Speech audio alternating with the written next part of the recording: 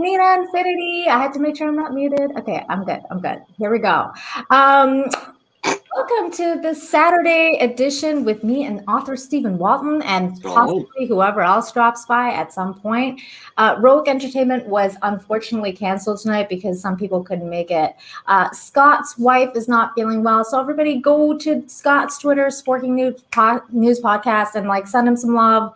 Tell him support. We're all here for you. And so a couple other people couldn't make it, but we're here. The show must go on. And so what's going on, Stephen? How are you tonight? Nothing much. Just feeling good. Sorry. Okay, guys. Honestly, I was writing for hours, and I was just looking at the clock for 7:30. Didn't even think to communicate with my team. Didn't even know this was going on. So I'm sorry, Nina. My apologies, but I'm glad we're here hanging out with this awesome chat. The best chat. How dare you? the best chat on YouTube. Let's have some fun. Resist. No, it's all good, man. It's all good. Yeah, and Jane's at her mom's or her family's house, and I was like, girl, you know how much human connection is important to me. If you got your family stuff going on, right. Family first. That's family first. Mm-hmm. You know, family first. But if anyone else in the Rogue Entertainment crew wants to drop by, they are more than welcome. I'm just gonna say hi to the chat because, as you said, Stephen, very eloquently, so we're here for you guys because we love you. And I think got lots of cool stuff to talk about tonight, lots of really interesting stuff. Good, because I need to catch up. Yeah, you do. We got Zero Rewan in the house. Hi, Zero. Good to see you.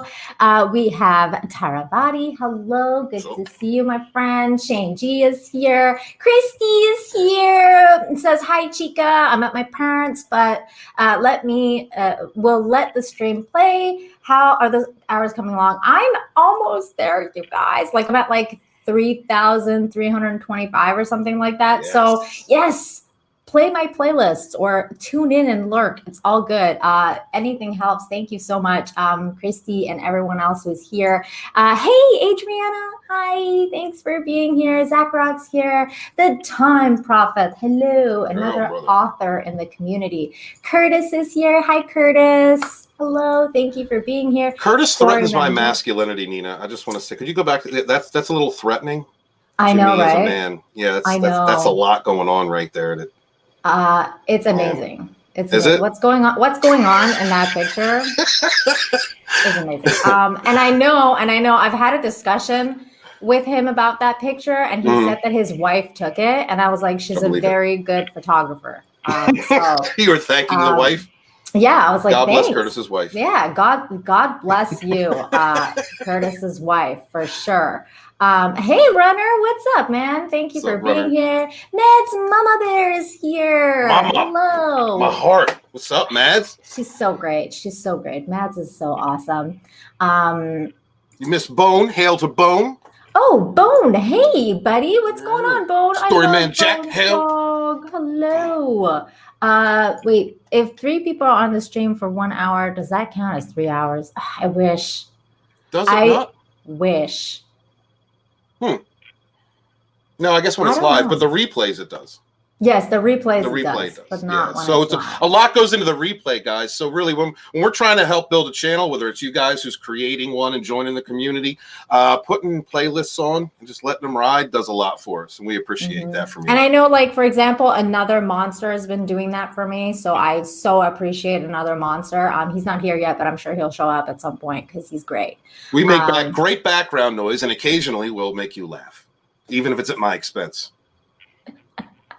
I love you, Steven. I love you. Everyone was kind of nervous about what was going on with us the other night in chat. And they were like, Betty. Are you guys fighting? Is this for real? And I was like, no, man, this is all love. We love each other. Yeah, it absolutely is all love. So this is the thing, right? In Rogue Entertainment, some of us just mess with each other. We just do. And we've learned how to understand one another, what the boundaries are, and that kind of thing. That was really my first time messing with Nina. So there was a little bit of miscommunication. That's all good. It's all good. We are everything we do. Love each other. I know. Loving. It's very. Nina Infinity is one of the most positive people on my team. This collective of people that I've gathered around me that I really appreciate. I trust every single person that's in Rogue Entertainment, and Nina's the most positive person that we have.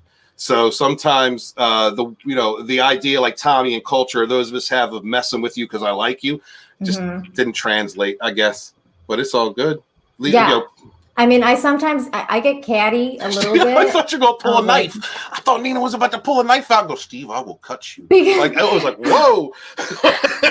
Hey, that's my Persian side. That's my Persian side. My Persian side will come out and be like, what'd you say? I'm messing with that side. See, Mama Bear says, admittingly, I was worried. You have nothing to be worried about. No. Stephen and I are very good friends. Mama would smack the shit out of me from across the internet real quick and let me know about myself in private, because that's the kind of friends we are. And we had some other people join, like Kai. Hello, Kai. Hi. What's up, Kai? He's so great, too. He's another positive guy in the community. I love Kai. So positive. And another author who has a book out. So everybody check out Kai's book. I'm sure that you have a wrench, Kai. Please put your book in the chat and your channel. If you have a wrench in my chat, go ahead and promote yourself. I don't mind that. You can promote. We got Jonathan Myers in the house. What's up, Jonathan? How about Wonder Woman in Shazam 2? I don't think that's happening. I wouldn't mind. I mean, I wouldn't mind it either, but I would have definitely liked Superman to be there, but apparently he's not going to be there, Stephen. This is sad. It's a sad thing, because to me, like, I love Shazam because he's Captain Marvel. Excuse me, Captain Marvel is his damn name. I like Captain Marvel versus Superman, not only because it's a good man and a good childlike complex, but also because he's the only person that can really come up on Superman besides like Darkseid and just smack him, because his powers come from magic, which is one of Superman's weaknesses. So I've always enjoyed that. Yeah, I like Captain Marvel, the original Captain Marvel. The original, yeah, because I was confused for a second. I thought you were talking about Brie Larson. I was like, what? No, I'm talking about that. Shazam was always Captain Marvel to me, but then the rights for the name got. Right. Yeah, so. 16-bit mascots here. Jesse's here. Hi, you guys. Jesse. Thank you for being here. There you go. There's his book, Space Time Domino, and I will read that soon. I promise. Please support independent creators, guys, especially if it's, we writers down here that don't really have advertising companies. We really do only have each other, and we do appreciate every time you send a link out for us. So thank you guys so much for supporting this community. The Time Prophet says, I'm the most negative, yin and yang. You know what? There always has to be balance. So always. It's good. It's all good, Time Prophet. And also, while we're talking about, sharing is caring, please smash the like, you guys. Share the stream and all that good stuff. Bones has good book so far, so I guess he's reading Kai's book. That's great. Good. I've heard nothing but wonderful things. Me too. I'm excited. I'm excited to read it. Yeah, I look forward to reading it. As soon as I get done writing, I'll get into reading, and I promise, Kai, I'll let you know. Are you working on your sci-fi thing? I'm working on Phantom Menace Volume 2. I'm still waiting for some things to come in from some contributors who are very busy. That's just what the nature of YouTube is. As soon as I have that, go through the editing process, send that out. But I'm also working on my sci-fi right now. Yeah. Nice. That's awesome. Okay, so let's everybody probably already knows who Stephen is, but Stephen, did you want to tell everyone where you're from, where your channel is, and all that good stuff? Oh no, I appreciate that. I'm author Stephen Walton, the Phantom Menace historian. I wrote the Phantom Menace Volume 1, in the process of writing the Phantom Menace Volume 2. Can't wait to send that out to you guys. But if you haven't had a chance to get Volume 1, please check it out on Audible. Robot Shlomo, Rob Gallo from Midnight Says After Dark, is the narrator for that. He did an excellent job and even pronounced words that I couldn't pronounce when I wrote them out. So it was really cool. So thank you guys very much. Please support Nina Infinity. Put her videos on constant run, and let's get her those hours. Let's get them. Yes, let's do it. I'm almost there, you guys. Almost there. Okay. Ooh, guess who we have in the chat? Hi, Jane. Hey, guys. She says, hey guys. Yeah, we miss miss you every time, Jane. Every time you're with us. Did you know that she's a queen now, Stephen? She's Queen Jane. She's always been a queen in my eyes, but now she's on the Queen's Council. Of course. Yeah, yes. Now she's a queen on the Queen's Council. She's gonna be hanging out with us every Thursday. Beautiful. And her name is fun to say, so I keep going like, "Hail Queen Jane." Oh, that's why you left the Pegasus chat, Jane. Why didn't you just say something to me? I'm sorry. She's asking, so is the war over? Yes, there has been a truce. The war is over. Yeah, I capitulated. Jane, I thought she was going to pull a knife on me. That's how I felt. That's how it felt. No, we're good. Kai wants to know if we've heard Jane's reading of his prologue. I've been meaning to listen to that, dude. I forgot. Like ASMR. I want to listen to that for sure. Jane, if you are able to make it, the link is in the Rogue Entertainment thread, so you're more than welcome to join us.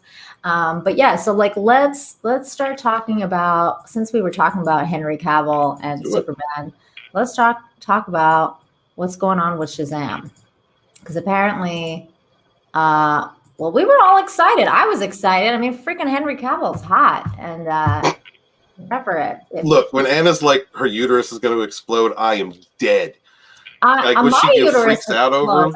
That's every woman. Every time this dude's on screen, we're like, yes. This doesn't threaten my masculinity at all. Well, shame. But yeah, so like Henry Cavill won't appear as Superman in Shazam 2, brought to you by Variety. That is a shitty source, but anyway. It's a bird, it's a plane, it's an internet rumor run amok.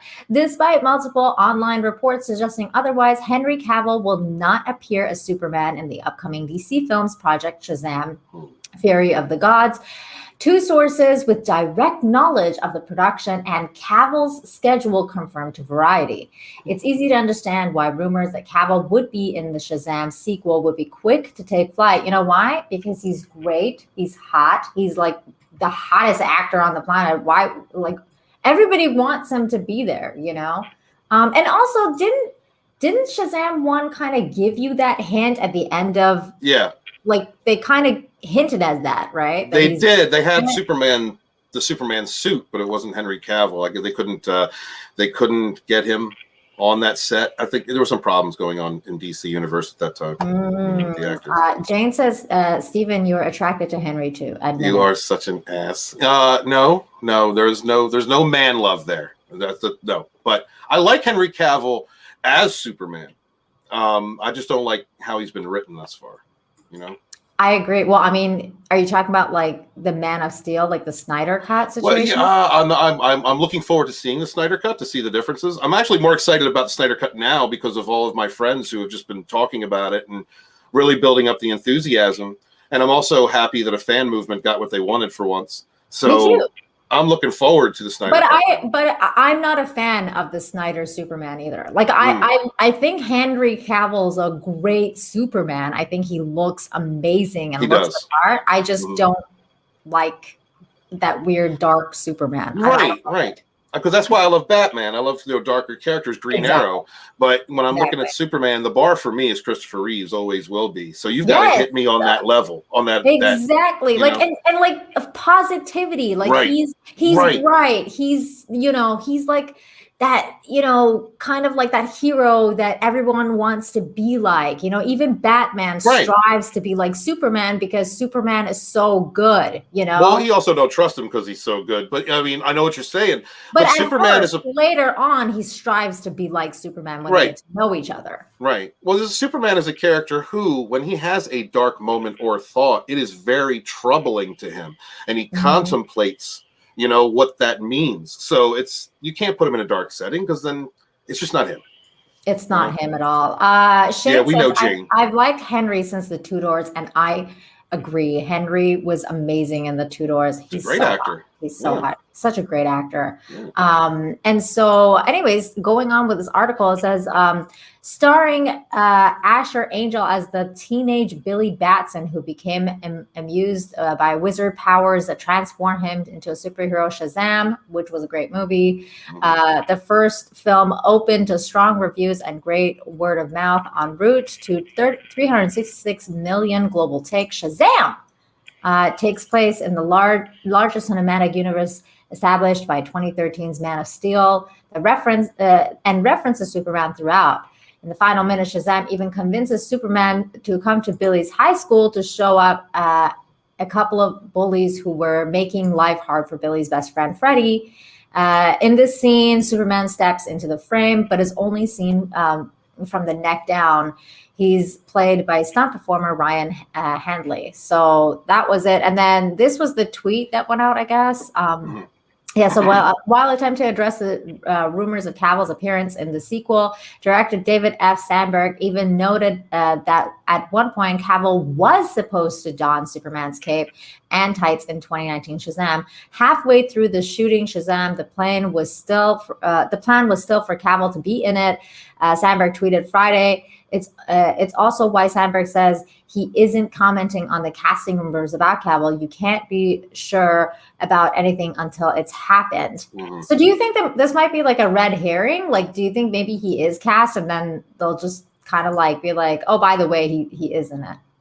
I think so. I mean, it seems that way from what he said, like he's dangling something in front of you. Yeah. Or maybe just trying to keep interest in the idea of that so that there might be a surprise when there won't be. Who knows? Yeah, who knows? I don't know. But that's basically the story there, is that Henry Cavill probably may not be in Shazam 2, which is kind of disappointing. It is disappointing. I'm like, it is. Like for the reasons that I stated before, but also I think that character, and I mean, by the end of Shazam, the end was a little too much. Like I was like, I get bringing in the others, but like that should be part 2, in my opinion. I think it was. I'm not saying it was a virtue signal. I'm just saying it was a recognition that this is in the Shazam universe, that this diverse group of heroes is in this universe. But I think it was too soon. And I think that those characters need a movie to stand on their own. If Wonder Woman shows up for a minute, that'd be cool. But why not bring in a lesser character as an opening to their own film, another person in the Justice League? That would be interesting. I hope it's not the Flash, because I hate that actor. So no, I like the one from the TV show. That's me too. I like Grant Gustin or whatever his name is. I like the TV show one. I don't like the movie one. Ezra Miller. No. You want to fight? That guy. I don't like him. I don't want. No. And it's not because he wears dresses. No. Jane says, I love the Snyder Cut version. It's the dark Superman face. Get out of here, Jane. It's okay. You're allowed So you love troubled white men? Is that what it is, Jane? Oh, it's the dark ones that you like with darkness inside of. Oh, she likes. She loves her pumpkin spice. Jane is at one with her inner white girl. It's what he went through before he became positive. He wasn't born that way. That's not true. No, he was born that way with a drive to be a good person. He had a decent soul. He had that grasp from an early age. That is Superman. You don't need to go through a dark phase to be that. You can naturally be a light and bubbly person. A good moral person. That's who Kal-El is, man. That's who it is to me. What's up, Bear? Hey, Bear. And your huge, sexy beard. No. Muted, yeah, he might be. Yeah, he is. He's muted. Shh, let it go. Let it happen. Oh no, let it happen. This is a hashtag in the making.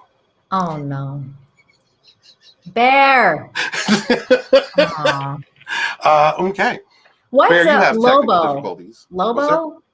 Curtis Lobo v Superman. What is that? Oh, Lobo's a big badass character from space because Superman is so powerful that you need a mother effers from other planets and galaxies to fight him, Yes. It's a trump card. I agree. It would help if the phantom power supply is turned on. That's beautiful, man. Thank you for that future clip. What's up, dude? Oh, I was testing out my phantom power supply Tascam, and I reconnected the old system, and because there's a hum that I can't figure out where it's coming from.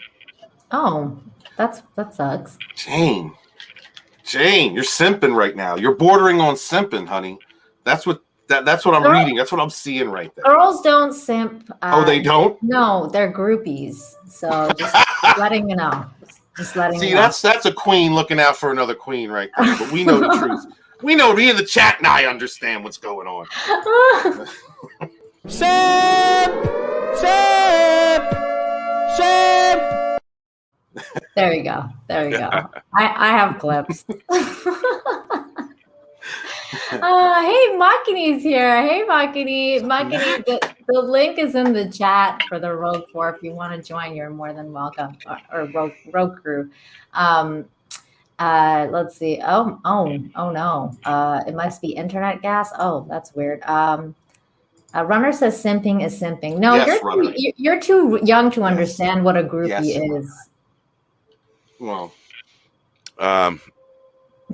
basically what a groupie would be is someone who would either help carry in band equipment, follow the band from town to town. That's one type of groupie.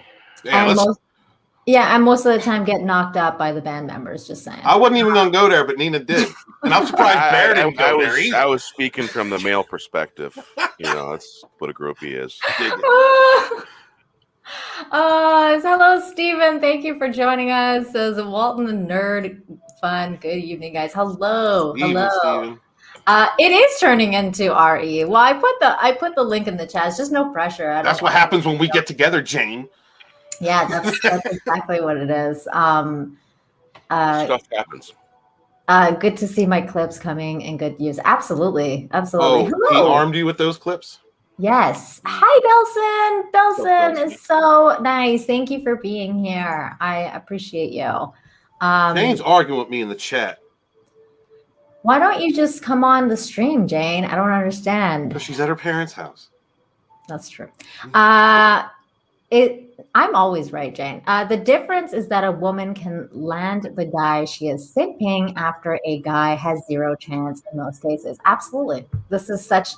Thank you. This is exactly it. Hunter says, Nina's come back to me all the time. You're too young to understand this. Well, it's true. Youth is wasted on the young. It's just it wasn't wasted on me. yeah, Nina would do some bad things too, I think. I plead the fifth. This is yeah. Mm-hmm. Let's see here. Okay, so any other comments on Henry Cavill's non-appearance? No, not really. Fair, nothing. Hi, Kek. So non-appearance in Shazam. In Shazam, he's not going to be there. That's the news.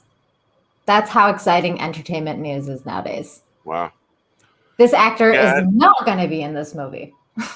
Right. Yeah. Didn't Superman wasn't he integral to Shazam? Didn't they have a friendship? They had a friendship though, didn't they? Oh yeah. You're right. In the comics, yes. So it wouldn't be unusual for, hey bud, how you doing? Passing by and saying hello and shit. That's not. Yeah, but it couldn't be like a 5-minute cameo, man. Like, come on. It's got to be a part of the story. If he's going to be in there, it's got to be a part of the story. It's got to be a lesson learned because, he came to Billy Batson, and kind of helped guide him. So I don't know, maybe the third movie.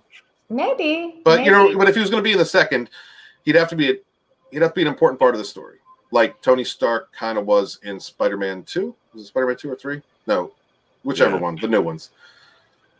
I'd like to see a little bit less silly. What attracted him? He's right, Keck. Right. Attractive men with good bodies. Blah blah blah. It's okay. You don't have to be jealous, guys. It's okay. You know who has a great body? Curtis. Look at that. Look at that icon. I can't talk about Curtis because he's in the chat. But I'm not saying it's a little emasculating. I haven't watched the new WandaVision. I'm going to watch it later tonight. I promise. And then I'll talk about it. Have you guys seen the new WandaVision? I ain't seen any of them. I've watched episode 4 and 5 several times now. The one thing... Sorry, Bear. The one thing that I haven't... that everyone's been talking about that I haven't done or watched or cared a damn about. That's how out of the loop I am. Sorry, guys. I fell in a hole. Took me a little while to get out. That's what she said. Oh shit! You fell into a velvet line party hole. Hey, phrasing. I'm not going any further than that. And thank you for Archer. Thank you for Archer. I just have to watch the latest episode. It's pretty good, Steven. It's pretty good. Yeah. I like it. I think you'd enjoy it because you're old. I like Scarlet Witch. All right, I like that character. That's that's my favorite character in the Marvel Cinematic Universe. I mean, you would like enjoy it because they pay homage to like or remember what my grandparents. Yeah, like all those kind of like old school shows. I think you would enjoy it. But I watch reruns. I ain't gonna lie, Bewitched, all that stuff. Oh, Jane says it was okay. No. Wow. Okay. Well, I'm not looking forward to that. Jane is the bar of what is good and bad. He says, I'm boycotting all things Disney. You know what? I appreciate you. That is understandable. I'm boycotting everything Disney Star Wars. But when I saw WandaVision, like the trailer, and I saw that they're trying to be creative, and I know they're not like the same. They're not the same. Marvel Cinematic Universe Disney is not the same section as Star Wars Disney. So I appreciate creativity. So I was going to give it a chance. Like if you're going to try and be creative, I'm going to give you a chance and see what you can do. And so far they've been doing all right. Can I address that one? Yeah, of course. Thank you. You know what? Part of what happened after with the Writers of the High Republic and all that stuff, which is like the last things I really paid attention to, that really knocked me. That just really knocked me for a loop. That and talking with some of my friends. I haven't wanted to. One of the reasons I haven't watched is because really I don't even want to see Disney. I don't want to see Disney. And like I'm just like I'm sick of it, And I understand. It was a strange awakening or enlightenment. A few weeks ago, I was in the RE chat talking with people, and I mentioned about how pissed I am at Disney for being racist. Jane Theory comes through with Disney's always been racist. Where have you been? And I was just I thought about it for a second. Only took me a moment to come to that conclusion. Well, I've been white. So I don't really think about some things. And since then, and then the writers kept talking trash, and there's still stuff coming out. I'm not that enthusiastic to cover anything Disney. So it's going to be a struggle for me to get back into that. So I understand. And I'm a huge advocate of watching things you enjoy. That is why she says, I agree. WandaVision did look good, but I'm not getting sucked in. I understand. Hey, don't get sucked into the hate. What's up? I've been noticing that I bet you if you were to piece all these episodes together, you feel like you was watching a movie. That's what I feel like too. This is one of the only times. I'm thinking that they took a movie and they pieced it out. That's interesting. Because maybe they did one of those little powwow meetings they do, and they get a bunch of anonymous people, make them sign NDAs. Maybe they showed it, and they got a bad reaction to it. And maybe they decided, hey, let's turn this into a TV show. That's interesting because this is one of the times that I feel like they really should have dropped the whole series so people can just binge it. Because it feels like it's one of those series where you really need to watch one after another. But that is an interesting theory there. Plus, that is an interesting theory. I've watched episode 3 and 4 in the last 2 days, probably about 4 or 5 times. And I'm noticing there's some layered stuff. If you're not paying attention to the tiny little things, you'll miss stuff. I'm catching new stuff each time. It's true. That's true. It's when I've gone and rewatched it, I've been like, I didn't catch that. I didn't catch that. Now they had the same. Did they have the same intro for episode 4 and 5? I haven't seen 5 yet, so I can't tell you. Because the intro for episode 4, it reminds me of what is the Michael J. Fox show? Was that Family Ties? Family Ties. Yeah, the font is the same. We're old. We're old, Nina. The font. I remember Family Ties. The font is the same as Family Ties, and the intro is very similar. But they added some early 60s flair instead of the late 60s, 70s flair to it instead. But you can see it's same formula. Look at the kitchen. I'm just like, the kitchen, the wood color. I'm like, family. It's like, and then I did a search, Family Ties. Boom, take a look at it. As long as there's no different strokes bicycle shop scene, I'm good. Some of y'all know what I'm talking about. That was creepy. That was a creepy episode on Different Strokes. You know that. That's true. I just want to address something real quick here. Let's remind everybody about that scene here because I don't. No, I don't want to talk about that scene. No, Bear. Please, Hold on. if you want, you can pull it up on YouTube. We'll play it. It must be bad. Curtis is asking what time the Expanse chat is tomorrow. Tomorrow is going to be at 7:30 EST with Jane Theory and myself. We're going to talk the last and final episode of the series, season. And hopefully Scott can join us, but he might not. But it'll be great if he does.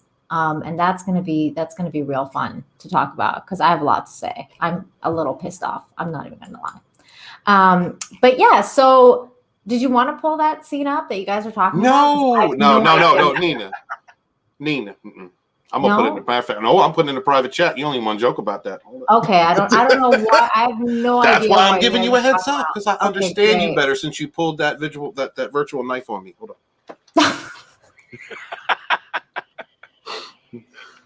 Oh my God, that is funny. All right, let's see here. What do we got? What else do we have? We have things to talk about. Okay, you know what? Let's talk about. Okay, yeah. Right. Oh. Oh my God. Right. Okay, that's terrible. It was one of those episodes that my mother made me watch because it was a good stern warning about the dangers you could face as a girl. No, not a joke. Only a joke for a moment, not a description. That's terrible. Okay, well, you know what? We have another weirdo we're going to talk about anyway, and that's fine. Actually, we have several weirdos we're going to talk about today. Thank you, Mama Bear. You understand. Let's start with this weirdo right here. Where is he? He's gross. Hold on. Let me pull up the article, actually. Click. Yeah, gotta click. I'm sorry. We should be bears. We should be talking while she's doing this. We should be filling up airtime, and we're not doing that. So, what's this about a Super Bowl I hear about? Was there actually football games and stuff? Yeah, there was this year, but nobody cared. Nobody cared. Yeah. So this weirdo, did you guys hear about him being cannibal a while ago? Oh, yeah. Did you hear something about this? Some odd text messages and such? Yeah, some really, I mean, odd is a very nice way of putting it. Very nice. This guy's fucked. I'm sorry, but he just is. Her show, you can say it. Armie Hammer dropped by WME exclusive. So he was dropped by his record label, or not record label, his agency, acting agency. Hammer last week exited the offer, a Paramount Plus series about the making of The Godfather. He's also lost several other jobs. I hope this goes into it. Armie Hammer has been dropped by WME. Hammer losing his agency in the latest development of a career in freefall and comes amid controversy over graphic messages he allegedly sent to several women over social media. Sources tell THR that his personal publicist has also stepped away. Ouch, he lost his publicist. Yeah, are you kidding? Like, no, that's too much. We're done. He's radioactive. The whole world said that's too much. Last week, Hammer exited the offer, a Paramount Plus series about the making of The Godfather. Before that, he was forced to resign from Lionsgate's action romantic comedy, which would have paired him opposite Jennifer Lopez. Josh Duhamel replaced him. But one of the lines in that movie have been, Jennifer, I want to keep your toe in my pocket, so I always have a piece of you. Oh God! Or like, Jennifer, I want to eat you. Right. Oh no! Not in the good way. No, not in the good way at all. Hammer's strings of exits came after the revelation of disturbing messages, as yet unverified. Still unverified. This guy's career is over. Oh yeah. But it's unverified. That were posted to Instagram account run by a woman who said she had an affair with Hammer. The message contained graphic descriptions of sexual fantasies that include abuse and even cannibalism. That's not a sex fantasy. No. No, Nina, right? No. That's something else. No. You know what's the worst is I used to be really into this guy. Like, yeah. I have a reaction trailer to one of his movies that came out called Rebecca. It's like the remake of Rebecca from Alfred Hitchcock that was on Netflix like several months ago before this all came out. And I'm like, oh my God, he's so hot. I'm so happy Armie Hammer's in this. And the second I heard about this, I was like, Ew. Like, Yeah, I fucking hate you wouldn't- this. This is terrible. You wouldn't give him a finger? He played the Lone Ranger, and I thought that was it was an okay popcorn movie, you know. And I guess cannibalism is where people draw the line, eh? I guess there's got to be a line, right? There has to be a line Gotta be there. something. We all, yeah. There has to be a line. Although Crackpot says justice for Armie. I don't know about that. Yeah. I don't know. Ooh. There's a hashtag for everything, Nina. Ew, no. Several other women have since said they experienced similar exchanges with the Call Me By Your Name star. Hammer has denied the allegations. Hammer has stayed mostly quiet on the industry maneuvers, but when leaving Shotgun, he said in a statement, "I'm not responding to these bullshit claims, but in light of the vicious and ferocious online attacks against me, I cannot in good conscience now leave my children for 4 months to shoot a film in the Dominican Republic. Lionsgate is supporting me in this." No, they wanted you to get the fuck out. Yeah, that's all bullshit. If that last line, listen, I'll have you this. That statement, the first part of it, I was like, all right, are these things certified? Are they certified? These messages came from him, and so forth and so on. But then he just went right on to bullshitting everybody at the end. So now I don't believe any of it. No, they wanted you. They wanted you out. They were like, "Get out." It's gross.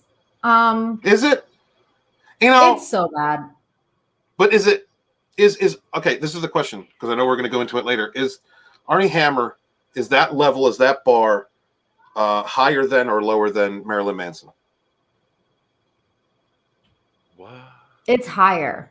It's high. Yeah, I would say it's higher too. Yeah, I would say he's talking about eating people. I know. This is unacceptable in human society. Like, this is no. He wants to wear a necklace made of you. This is what I have to say to this. Yeah. You know, we're living in a society. We're supposed to act in a civilized way. Right. Like, you have to be civilized. Okay, cannibalism is not. No, it's just not acceptable. Especially when you're such a hot guy. Like, stop it. Stop it. Like, that's like Ted Bundy shit, man. Like, he's like a really good looking guy, and then he's into like eating people, and you're like, no. I'm clipping that. Okay. No. Here's the thing. Like, even if it's not true, I can never unsee that. Like, even if it comes out that it's like, oh, it's not, there's always going to be a part of you that's going to wonder if it was true or if there was some truth to it. And that is the problem with people spreading lies and disinformation and misinformation, like intentionally attacking people with false accusations like we see all the time online. And then everybody dogpiling onto it like they do to Gina, like they do to other people, is that somebody out there is going to believe it, or it's always going to be stuck in their mind. Idea is one thing, is one seed that's hard to unplant. Mads Mama says she was okay with it supposedly for 4 years. I don't buy it. She was into that, Mama. You know, we're freak. Mama and I are freaks. See, we understand that. But that's the thing. Just because she was into it doesn't excuse the fact that he's into cannibalism. Like, I don't excuse either one of these behaviors. We're not talking about like just some kinks. Like, we're not talking about like, some 50 Shades of Grey kind of situation here. We're talking about eating people. That is not cool. Is he eating people? He wants to. Well, I'm just saying. That sounds pretty. Well, he wants to. Who knows if he has? Don't go there, Bear. It's a big bag of fucking weird, man. Right. It is. It's a big bag of weird, and there's no like. See, that's the other thing too. Like, his wife or his ex-wife came out and like said like, yeah, he's into some weird stuff. Like, didn't really get into it. But like was basically like kind of like, yeah. So does that make her kind of into weird stuff too? And she just hit her limit? She claims that she didn't know how weird of stuff she was into. Like, he hid that part of himself from her. So it's kind of like it's a really like it's weird. It's a weird situation, and this guy's a father. This is weird. Like, all right. Well, the thing it's like because I understand what Bear's saying, and that's a question that came to my mind when we were talking about the Marilyn Manson accusations by these women. It's like, first off, if you look at this cat and don't think he's into some kinky shit, you're out of your mind. You got to know what you're walking into, and at any point, if that's too much, you walk away. So it's difficult for me to understand. I guess I need to have more information, but I just don't believe that these people walked into a situation with a guy looking like that, acting like that, singing like that, being that persona, and also being crazy intelligent. Marilyn Manson is a very intelligent person. We're going to get into that, but just to answer your question, Justin, Armie Hammer leaks is still unverified. As of yet, is still unverified. We don't actually know if he is or he is not a cannibal. We're assuming he is because honestly, even his publicist dropped him. When that happens, though, that's not a good sign because the publicist, that's their job to be like, I'm going to fix your image. Like we'll change the narrative. We'll do whatever we have to do to make it like, that's not the case. And in this case, this is honestly, I feel like there's enough evidence that the people were like, nope. Like we're just gonna back away from this guy. If these messages are true and verified from him, this would be a time to reassess your life. That's what that is. Justin says, well, even if Armie is a cannibal, it's not like he's going to eat his own children. How do you know that? Where do cannibals draw the line? Justin's always looking on the lighter side of things, Nina. This is how he's looking. Think of the children. That's how he's thinking. He is.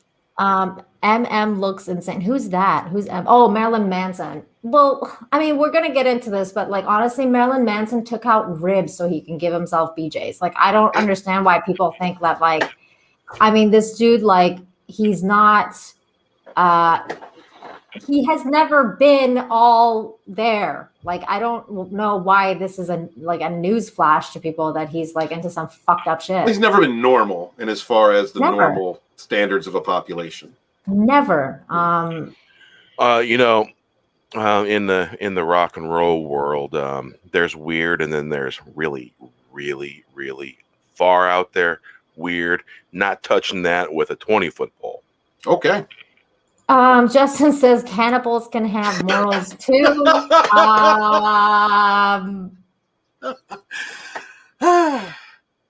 Justin, would you like to come on the stream? I can send you a link if you're interested. I feel like you need to clarify this because You want him to clarify that? Yeah, because sometimes you just let Justin say things. I've known this cat 2 years. Sometimes you just gotta let him say things. How can a freaking cannibal have morals? He will argue it with you. We will spend 45 minutes, Nina, people. And he will defend this.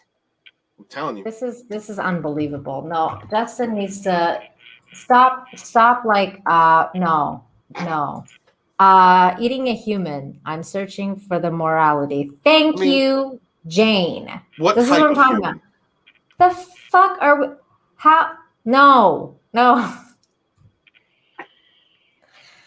This is unbelievable. No, I can't even go to that level of like that. There's a morality here. You know what? Like even in the animal kingdom, lions eat their own. Like what if you are in a crashed plane at the top of the mountains and so many people have already died and there's no food? You mean you're talking about like alive? You're talking about that? Yeah, that happened. Those people were already dead. There's a Donner Pass named after that particular event. There's a difference in that because you're talking about survival. That's survival, and those people were already dead. Versus like straight up cannibalism. Like I'm messaging these people and I want to like eat these people. Okay, first and foremost, I am not defending cannibalism. Yes, you are, Justin. I am not defending cannibalism at all. Not at all. It's disturbing. It's disgusting. I got a 420. I mean, very, very bizarre. I've heard a lot of weird stories, but like, I mean, some look, where you asked where cannibals draw the line. I don't know. I've gone on some weird rabbit holes figuring out like exactly what the hell these people are thinking. There's been cases where someone who's been who like asked on Craigslist, "Hey, do you want to be eaten?" And someone's like, "Sure, that would be great." That was an episode of the IT Crowd when that German dude. That wasn't just an episode. Really well, happened. they made fun of that because some German dude put it in like a Craigslist thing, like I'm looking to cook like someone, and so like Moss was like thought it was a cooking lesson, so he went over to the guy's house and he's like, "Oh, you're talking about like IT Crowd." Like, yeah, he's like, "Oh, you wanted to cook me, not cook with me." Oh, I see. Oh, okay. Yeah, that's not you got the wrong guy. And it's like, oh, okay, I'm sorry. Big mistake. Have a nice day. Like it ain't me. Nope. It's like, I don't know look, I mean, I'm not, again, they're not all Ed Gein. It's still weird, still creepy. I don't like it. It makes me very uncomfortable, sends shivers down my spine. Runner thinks that it's a really bad idea that I've invited you on. Probably. It's always and Jane says, headline, Justin defends cannibalism. That's not what I'm doing. That's not what I'm doing at all. I know what Justin's doing. I know what Justin's doing. No, like not Justin's everyone saying is there is a very good possibility that people that are cannibals do have a moral ground somewhere. Like they won't do it without your consent. Well, that's apparently what Armie's whole schlick was too. Like he was like, he's like, I'm gonna I need consent so I can eat your toes and like. But he's not gonna eat his own children. I don't know if that's the case or not because we have now crossed that line of creepy. But yeah, I mean. Well, see, that's the thing, Justin. It's not about like if he's going to eat his own children. It's more like what is he going to teach his children about how it's okay. Well, that's a good point. To do that. I'm pretty sure it's illegal to eat other people. Yeah, pretty sure. Yeah, it is illegal to eat other people, Justin. It is. It absolutely is illegal. Yeah. And him that's something I didn't think about. Just like teaching the kids to be cannibals. Like this is going to turn into the Texas Chainsaw Massacre at some point. Oh God.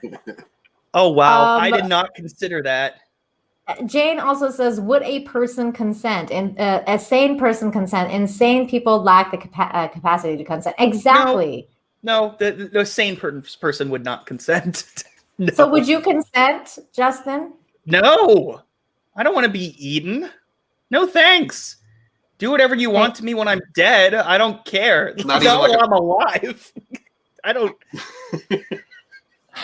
Thank God. But yeah, like I was more thinking, like I actually didn't think he was gonna eat his kids. I was more like thinking, like those are future cannibals in the making. Has he ate like other people? We don't know yet. We don't know. We have no idea. I don't think we'll ever know. This is shocking to me. Okay, disclaimer: AC/DC is not associated with the defense. I'm not defending cannibalism. This was not a good stance to take. No. I'm just. Yes, no. Curtis. It is just wrong. I know. It's wrong. Mads Mama Bear says, "What wine goes with toes?" Yeah. Ew! That is so gross. So it said Barefoot Merlot. Specifically 2014, 2015. It's like, I disagree. Who said Barefoot Merlot? No, they said that. Oh my Spike and God. Madness. Oh God. I can't see that comment right I love now. our chat. If a young lady asked me to eat her out, am I a cannibal? Yes. Apparently. No. That's the good kind of eating people. Just saying. If you take out the word out, you have a problem. Okay. So it's the phrasing. It's the phraseology. It's the phrasing. If a young lady asks me to eat her, am I a cannibal? Yes. If you eat her, you will be a cannibal. But if you eat her out, you will not be a cannibal. So Justin, would you be okay with a tossed salad? No, I don't like Okay. tossing a salad. No. Okay. No, I don't. No. I don't go there. I'm not gonna stick my tongue anywhere. Poop comes out of Oh there. no. Receiving, sir. Well, then I'm gonna ask him or her to brush their teeth before putting their tongue anywhere else. Good answer. And yeah, get some mouthwash. Like seriously, wash it off. Actually, I'm gonna put soap in their mouth to really get it out. Oh my god! It's disgusting. It's disgusting. I don't like it. It's gross. It's a gross feeling. It's like you swore. Time to get the soap out. Fucking Justin.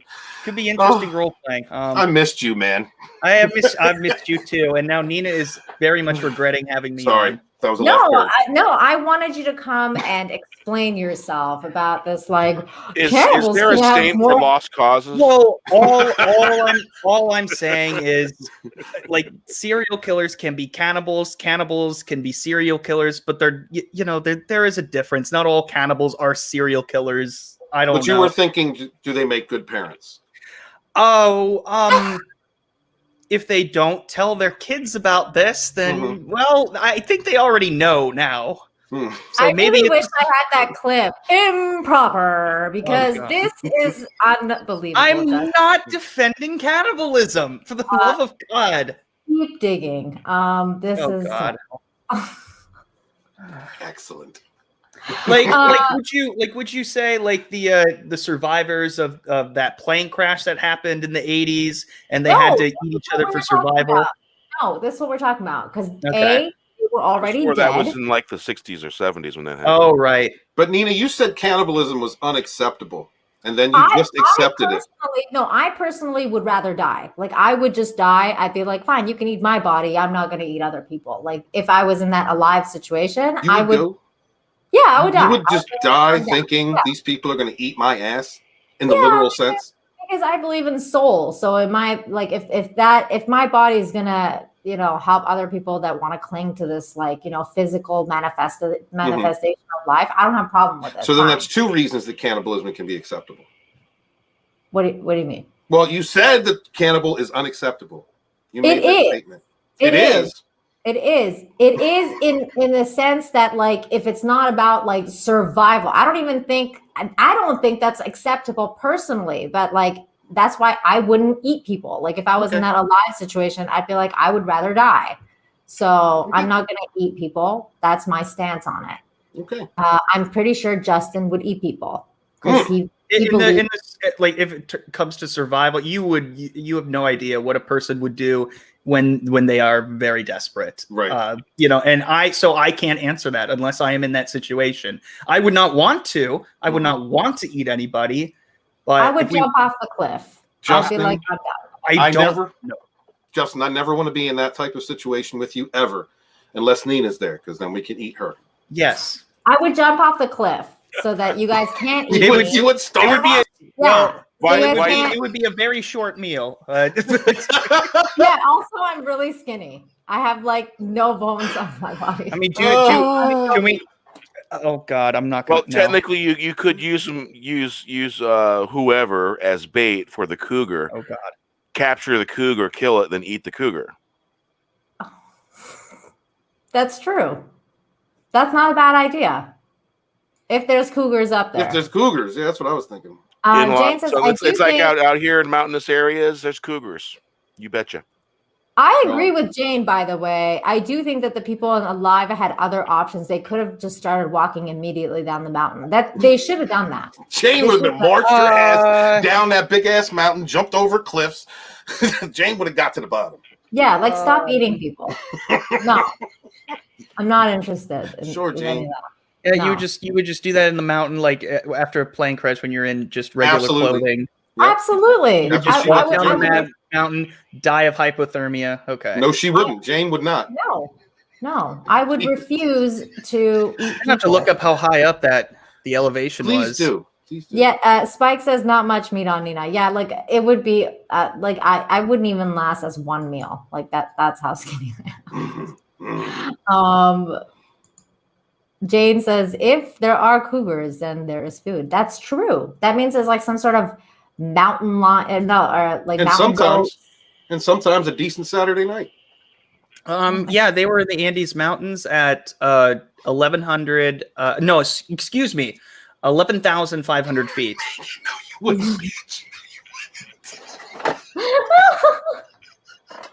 Sure, keep telling yourself that, Jane. And they were also in various blizzards. There was an avalanche. You're dead. You are dead in that situation. Not Jane Theory. Not Jane Theory. She's stomping down that. Not crawling, stomping. Curtis says I would make a few meals. Wow. Okay. Curtis, I actually might enjoy consuming you if we were in that situation. Oh my God. Where? Of how much you threaten my masculinity. This is weird. This is getting into weird territory. Now people are talking about openly becoming cannibal. This really? Oh my God. How detestful. But would they make good parents? I'm talking about you. Now, again, I'm not going to, again, Armie Hammer, creep, weird. I don't like that. I would be very turned off if like I was, having a conversation with anyone and I say like, hey, is it okay if I eat you? I'm like, this better be a fucking joke. I'm into some sick humor, but like if you're serious about it, I'm like, no, red flag, goodbye. Like, No. I would hope so. But no. The only cannibalism I will defend is survivors. Really, like that's it. Bob says Ethan would feed a nation. I think you mean EVS. That's mean. At least Vatican City. Oh my God. But it wouldn't be filling because it's mostly pie and ice cream, so it wouldn't sustain you. All right. So moving on to another weirdo that we've been talking about. This other weirdo. Did I just completely ruin the show? No, you added life to it, brother. Thank you for coming on. You're absolutely welcome here, Justin. Anytime. It's God, I feel very uncomfortable. I feel like I made a bad decision. Good. That's how we like you, uncomfortable. I'm sure somebody has captured you saying that you like cannibalism. That's not true. Not according to Jane Theory and a couple other people in the chat. They're really adamant. The internet's forever, Justin. So this is the other weirdo we're going to talk about. Marilyn Manson. Marilyn Manson accused of abuse by Westworld actress Rachel Wood. Rachel Wood. Yeah, whatever. Multiple other accusers. In 2007, relationship between Marilyn Manson and Westworld actress Evan Rachel Wood was one of those paparazzi lens pairings. It had people curious about the couple and their unlikely pairing. The two were often photographed or interviewed at all manner of events and in the public eye frequently, and they seemed to be getting along, at least publicly so. According to Wood, away from the public eye, the relationship was far from glamorous or healthy. Really? You're in a relationship with fucking Marilyn Manson, dude. It was definitely glamorous, but in a goth way. Yeah, and how healthy could it be when the dude once again removed his ribs so he can? He did not do that. I know. Be quiet, Justin. Let her say it again. Wait, is that like a myth? Yes, absolutely. It is a myth. Absolutely. It is a complete fabrication. Exactly. Why would you date Marilyn Manson? He is weird. No. He did not remove any ribs from his body so he could suck his dick. A lot of the press didn't like him. Okay, fine. He didn't do that, but he's still weird. He's still a weirdo. Yes, but I just want to make that very clear that, that's not true. Justin does not have propaganda or misinformation. Not on this. No. Jesse Miller says, of course it's a myth. Okay, well, I thought he did do that. I read that he did, and that's gross. What a weirdo. People made up shit about him.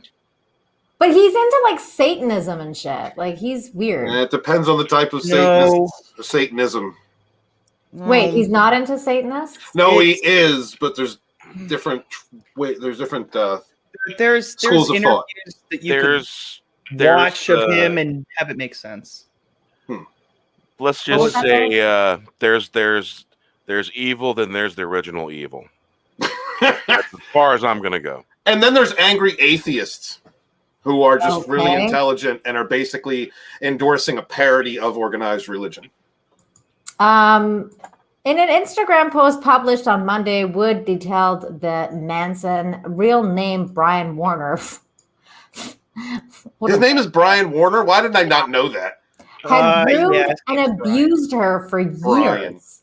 The name of my abuser is Brian Warner. Also, obviously, he changed his name to Marilyn Manson. That is Marilyn Manson is such a cooler name than Brian Warner. Brian. Yeah, he's a Brian. Also known to the world as Marilyn Manson, Wood wrote, he started grooming me when I was a teenager and horrifically abused me for years. I was brainwashed and manipulated into submission. I'm done living in fear of retaliation, slander, or blackmail. I'm here to expose this dangerous man and call out the many industries that have enabled him before he ruins any more lives. I stand with the many victims who will no longer be silent. Pause. Now, this is the thing, right? Now, accusations or statements like that should be taken seriously, honestly. But we've had a culture of victimhood that has grown, especially in Hollywood. And I like her. She's given me full on nudity. How can I not enjoy a beautiful actress give me? But I've liked her for her entire career, everything that she's been in, and I've seen her steadily over the last few years get more and more woke, get more and more, Me Too victimhood narrative. So it's hard for me to take that seriously. Apparently, she's a Me Too since she was a teenager, according to her. The thing is how close in age are these two? I'm sure he was a few years older. And I mean, if you got involved with something, it doesn't look. You're 18. We've all agreed. 18 is an adult. So if you didn't like what was going on, you should have got out. Now I understand that an argument can be made for training someone, actual grooming of someone into that victim master relationship, but I have to question it. I don't believe it at this point. E. Clay says he wants to see the evidence. Exactly. And so do I. I mean, I want to read on and see what other people are saying and what is the evidence here. Following the Instagram post by Wood, Manson was dropped by his record label, so they didn't even ask for any proof. Loma Vista Records, a label, just released Manson's latest record back in September entitled We Are Chaos.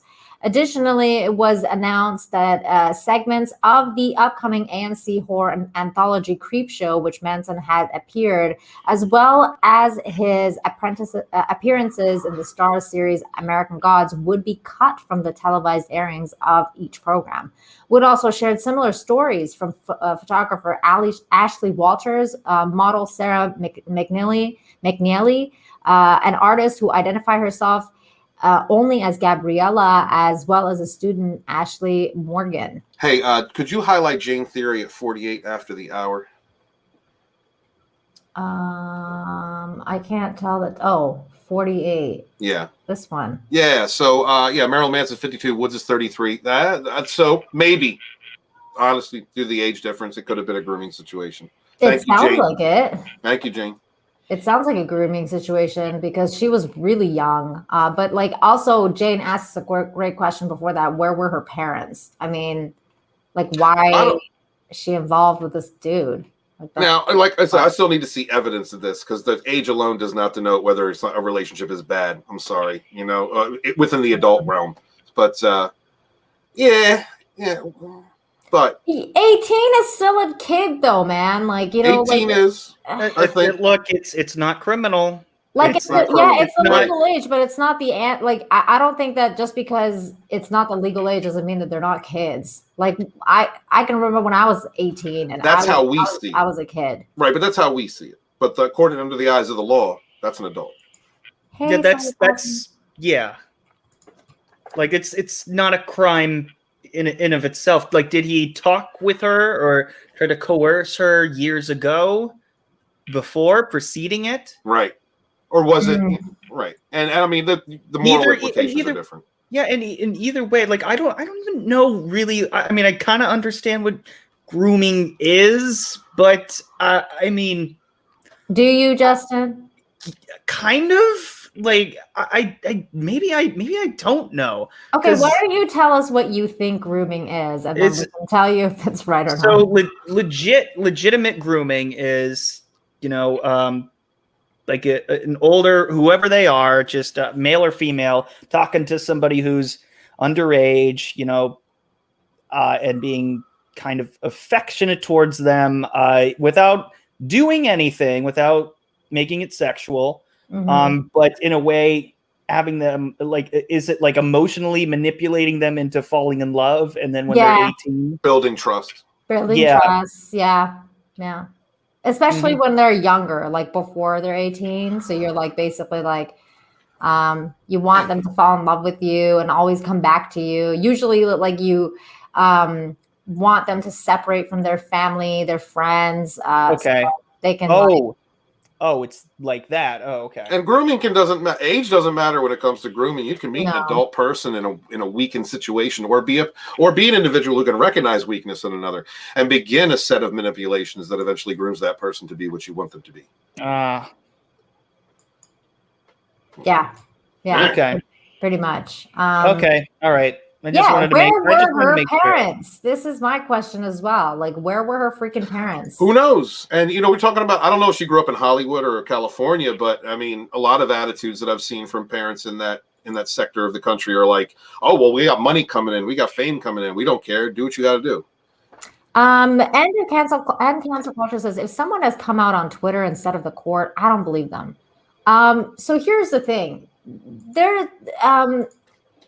This is the crazy thing that happened with Me Too, right? And people like Amber Heard, who basically actually I have a follow up to this because she talked about this Marilyn Manson situation. But people who basically make up stuff about sexual abuse have hurt if there's any realness to it, those people hurt that cause. And I feel like I agree with you. While I agree with you that this should be a matter for the law, the courts, whatever, the police, like there has to be some sort of record of, I don't know what she's actually accusing him of other than. Right. Well, it's ambiguous. Yeah, it was very ambiguous. It's not like she's not saying that he raped me or something like that. At least not so far that I'm reading. She just said that he has abused me, says horrifically abused me for years. I don't know what that means. Right. That could be verbal abuse. That could be, Well, then she goes on to say I was brainwashed and manipulated into submission. So she's insinuating that he groomed her for a function. Right. I am done living in fear of retaliation, slander, or blackmail. I am here to expose this dangerous man and call out the many industries who have enabled him before he ruins many lives. This is the part that I'm at. Okay, are you not taking responsibility for your own choices that led you to bad places or to commit acts that you eventually figured out were harmful to you? And I'm not removing the responsibility of the older person in this situation who may have been living out fantasies or whatever with her. But that's where I'm at with it. Is this I'm blaming all of my fear and anger on someone else? My bad decisions? Or is this person really dangerous and I've seen him do this to other people and y'all need to know this is a creep? Right. I need proof. I need evidence. Why wait so long? Because the Me Too movement came out so long ago. If it is true, it has nothing to do with that. I mean, that may have emboldened the person who have gone through abuse to come forward in an environment where people are, coming forward, whether it's false or not. That's true. But really, it comes down to a person who has been through abuse, been conditioned. They may never come out to being able to recognize what had happened to them. So if this is true, this enlightenment could have happened at any point. It's just weird to me because if she was over 18, there's really no, basically he's not sexually abusing her because she's over 18, she's over age, right? It's not, how could it be rape if it's not, if it's been going on for years? I don't understand how you would make a criminal case and show evidence. That's and what's the point? What's the point of it unless this is what's strange to me. I really I agree that I don't think that there's really a case here unless you come up with something. Did you say something before? Did you say something, is it within the statute of limitations? Who are these other people? Are they going to file any charges or anything? Right. Well, then you're right, Have Justin. they tried to? And why didn't Evan Rachel Wood just say it straight out when the Me Too movement was at its height? Or is it just because, all right, we dated for a while and, we've had a falling out and I'm kind of bitter about it. And I just decided out of the blue, because Marilyn Manson is into weird things for sure, that he's an easy target to take down. I don't know. Right. And I'm leaning a little bit more towards, because there's no... Well, you're right, Justin. But this is exactly what I'm saying with Jane. The only case would be if she was under 18. That's because everything else, I mean, she's over 18, she was an adult, and she made decisions to be with this guy. Because other than that, I don't know how you would make a criminal case of this guy abusing you unless you have evidence. Unless you have evidence of him maybe physical abuse, of video evidence of him hitting her or that kind of stuff. Eyewitness accounts. And here's another thing: can you actually make a criminal case for grooming? Yes. Yes. Can you? Yes, absolutely. How exactly do you do that? It's it is a tool that is used by child traffickers. Especially especially because she says it in her teens. She doesn't specify when. If she was 16 or 17, that's underage. So therefore, that would be yes, you could definitely make a case about her him grooming her to for whatever reason. And the reason that Justin has that worry, but it's very hard. The reason that people like Justin and myself have that worry is, like he was saying, is there any kind of criminal case can be brought forth? And if not, this is just coming out, making a public statement to the entire world. This is putting it before the court of public opinion. This isn't going through any kind of process of retribution. But like Jane said, not all people want their abusers or victims want their abusers behind bars. So, and I just want to address this comment from Will, which I agree with. If you are a real abuse victim, you only come out when you're ready to. What is happening around you is irrelevant. The Me Too movement was irrelevant to victims of real abuse, and that's absolutely true, 100%. But this article goes on because Rose McGowan, of course, the trope for Me Too came out and said, I stand with Evan Rachel Wood and other brave women who have come forward. I don't know about any of these other women. She dated him. Has she said anything about him? It takes years to recover from abuse, and I send them strength on their journey to recovery. Let the truth be revealed. Let the healing begin. Didn't she go out with him? Yes, she went to they were engaged from 99 to 2001. That's weird that she wouldn't say anything. Burlesque star Dita Von Tess, who was married to Manson from 2005 to 2007, wrote on Instagram that she had been processing the news that broke Monday regarding Marilyn Manson, thanking her supporters for their concerns of my well-being and stating, please know that the details made public do not match my personal experience during our 7 years together as a couple. Had they, I would not have married him in December 2005. I left 12 months later due to infidelity and drug abuse.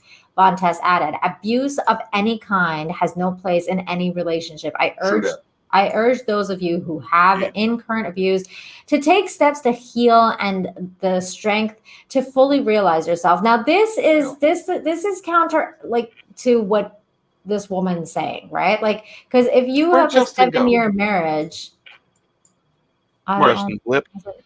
just watch out in the backyard for the backstage. Oh, there he is. Yep, he's back. Sorry.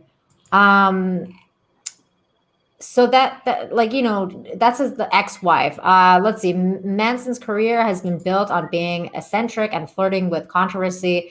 With his catalog of albums exploring dark and negative themes under the tones of gothic, metal, and industrial mix, he's built a huge fan base and is credited for most of the the goth crossover into the metal world in the late 90s and 2000s, Manson has since responded to the allegations via his own Instagram account. Obviously, my art and my life have long been magnets for controversy, but these recent claims about me are horrible distortions of reality.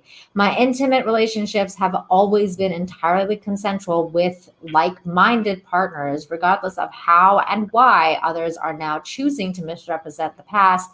That is the truth. He was an older dude, got a hot young chick, and started pulling out all the stops.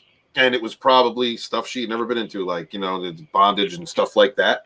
Mm-hmm. I know, that's what I would think. Yeah, maybe she was uncomfortable with it, and maybe she was just not ready to cross those lines, and then she felt like she was being groomed. Maybe look at him; he's a shock performer, so I would expect that something as intimate as sex, he would want to use shock and awe, or that be a part of his sexual experience. So I mean, I can see that. Yeah, to I don't know, awe his partners or something. Right, I don't. But that's the thing. I don't know. He doesn't tell people that side of him, right? Because what he is playing is a character, almost a caricature. So he could go back home and wipe off all the makeup and just be a normal person. Who no one wants to think about that. They just want to think of that in the image that he is, not who he is as a person. And not too many people know who he is as a person, unfortunately. That's somebody else had stated that too, that Marilyn Manson has a really high IQ, and it's true. Like I've listened to Marilyn Manson interviews, and he is a very smart man. Like he is a very, very, very smart man. It was one of those. It was actually really shocking for me because I listened to some of his older interviews a while ago, and I was like, I did not think this dude would be this smart. Like I was, because he really plays the part, like in terms of like how he is presented. But that is all an act. He's so smart. I think he has he's gone to school. Like he's got several degrees. He's very smart. He's a genius level IQ, and being the performer that he is, the shock performer that he is, he's done so well that when he looks like that, when he looks at that part, but then is playing himself, underneath, it can be jarring because you're right. He is a genius. He's a smart guy. I'm sorry, Justin, I cut you off. I thought I cut you off. My bad. Time Prophet says Alice Cooper has always been wild on the stage, but he is a Christian in real life, and I really like Alice Cooper too. I didn't know that he was a Christian in real life. That's interesting. He's godfather to Dave Mustaine of Megadeth, helped to pull him out of drugs and all that stuff, and by being that fatherly Christian man to him. Soul Assassin says, I heard the cops went to his house a few days ago and he wouldn't answer the door. I'll answer the door when cops come to my door. I don't know what the hell that's about. Maybe he was sleeping. I don't know what. Jane Theory says some psychopaths and sociopaths are brilliant and insane. Yeah, that's exactly true. Yeah. Like Ted Bundy. Ted Bundy was very smart. So was I think the other guy, if I'm not mistaken. There was a guy who was on The Dating Game. I don't know who that is. Oh, wait a minute. His name was I don't know.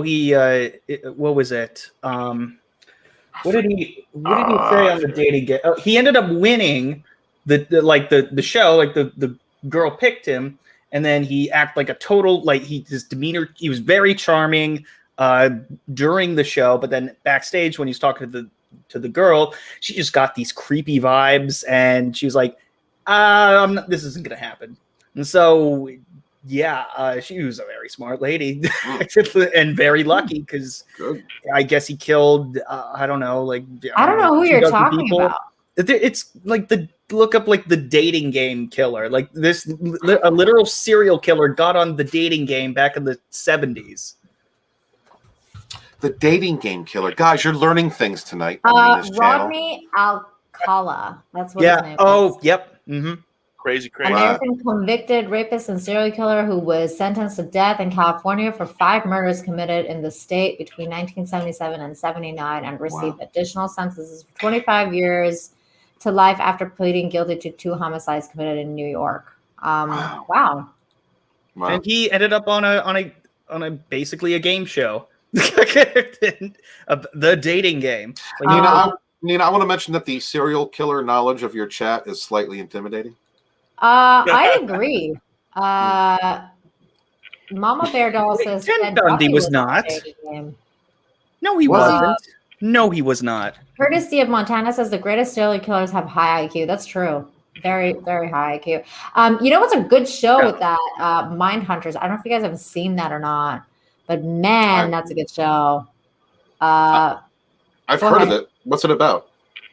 It's about serial killers. It's about Obviously. like the original, like how the like the FBI and the police started doing forensic evidence and stuff like that, like in the 70s, like when they started to use that, and also like basically when they went in and started talking to like serial killers to get into the mind of the serial killer in order to be able to solve cases. Got you. So it wasn't Johnny Depp and Sleepy Hollow that started that?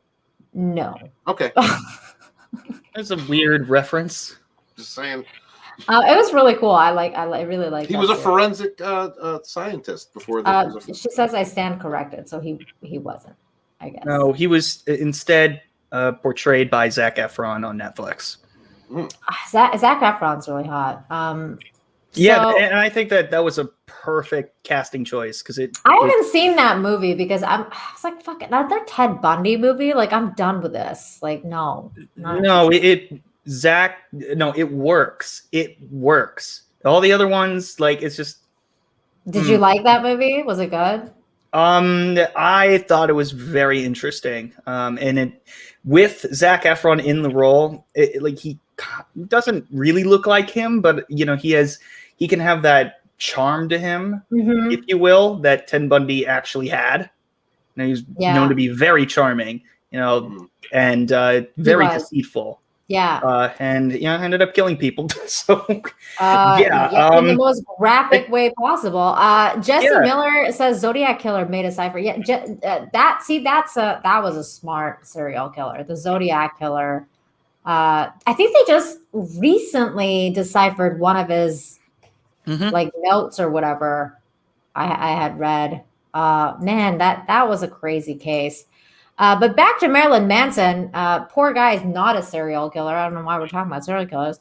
According to Vanity Fair, California State Senator Susan Rubio wrote a letter to acting Attorney General Monty Wilkinson and FBI Director Christopher Wray on January 21st, urging them to investigate the allegations made against Manson since a number of the alleged incidents took place in California.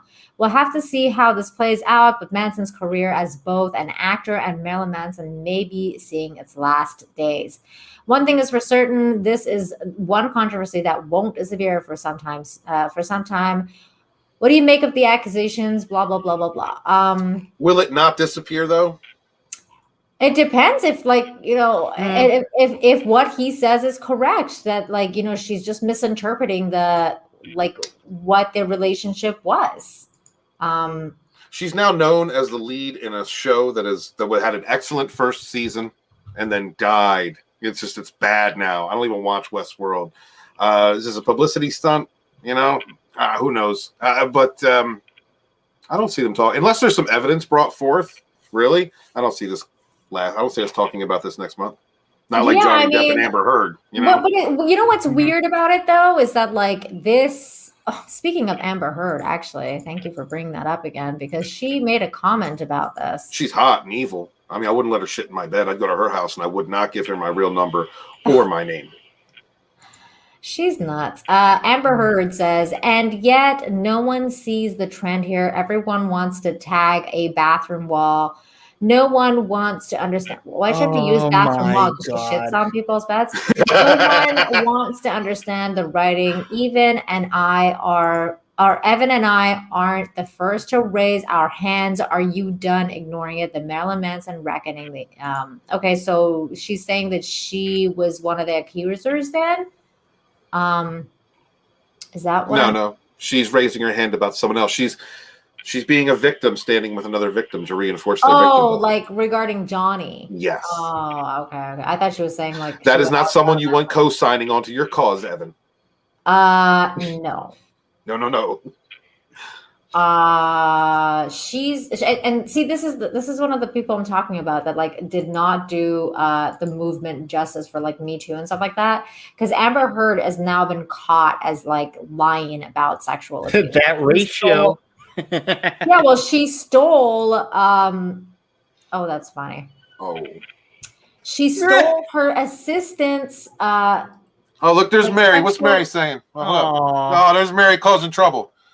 This is Rich Pot calling the kettle black, except I have yet to see or hear actual evidence he hurt anyone, while I heard you admit to harming Johnny Depp. You're a monster. Yes. Hail Mary. Exactly. Hail Mary. Yeah, but she also made up a story and like basically stole her assistant's rape story and like took it as her own. So she's one of those people that hurts that movement. She's one of those people that hurts women or any men, anyone, people of sexual abuse and assault. That's like I hate people like Amber Heard because they're the problem. They're the people who like the liability. Right. He is. They're the people who like make everyone doubt stories. Exactly. Exactly. That's why man, that's why I really hate these liars, man. Just like you, Nina. Well, because it takes away from real. Go ahead, Jim. No. Preach it, brother. Go ahead.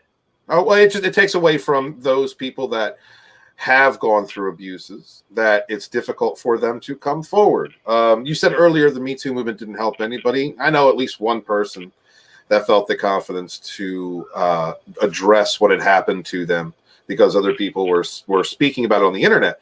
But the problem is false accusations. The problem is people looking for attention, living victimhood narratives, and also people who take things too serious. Like, all right, you may not have wanted to get that smack on the ass, but you didn't turn around and deck that guy.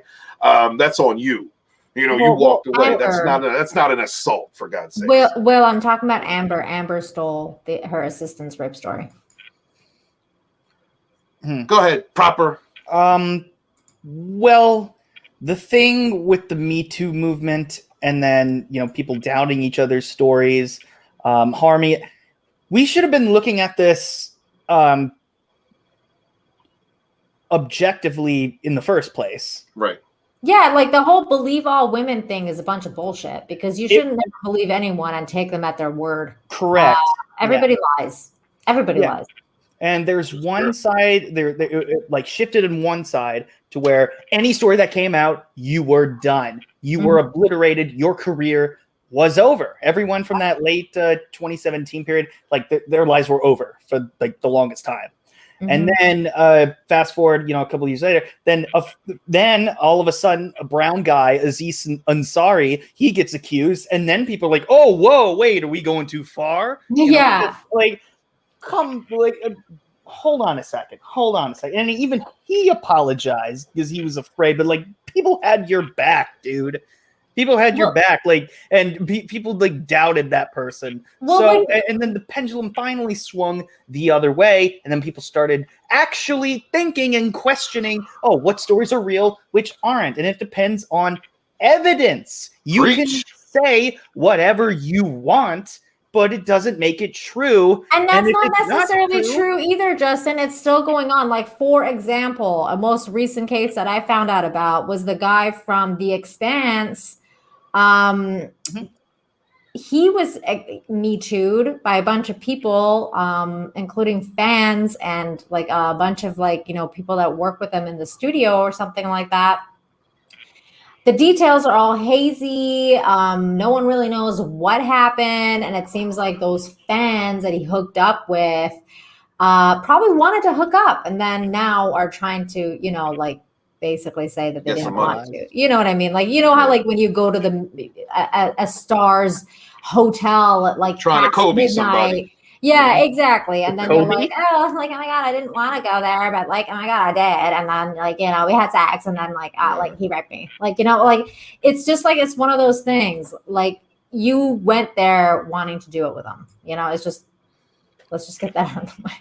But anyway, So this dude's been canceled. So they killed his character off on seasons, like the recent season, and now he's not going to be in the next season of The Expanse because they're just like, oh yeah, like. And the court, and this is all the court of public opinion, right?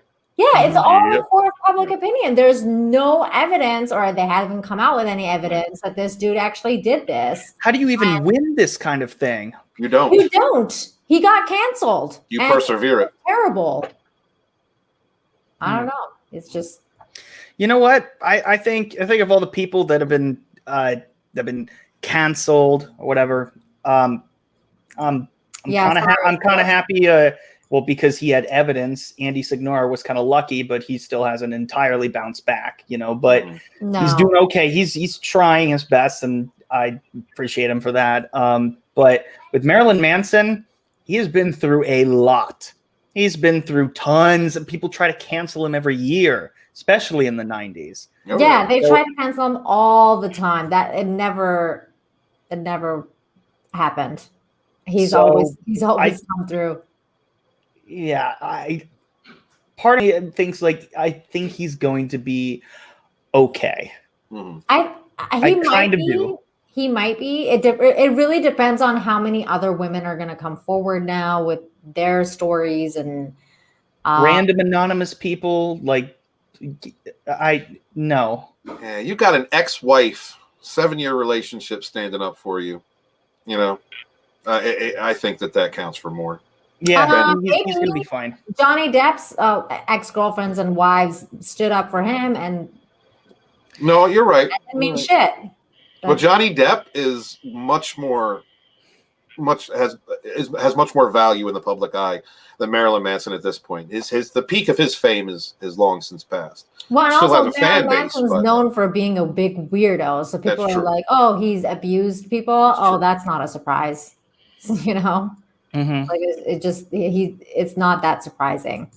But moving on from Marilyn Manson's weird story, the last story that I had on the docket was about this situation. Grease star Olivia Newton-John defends movie after viewers label it as sexist. Oh my god, you guys! Grease is oh my god.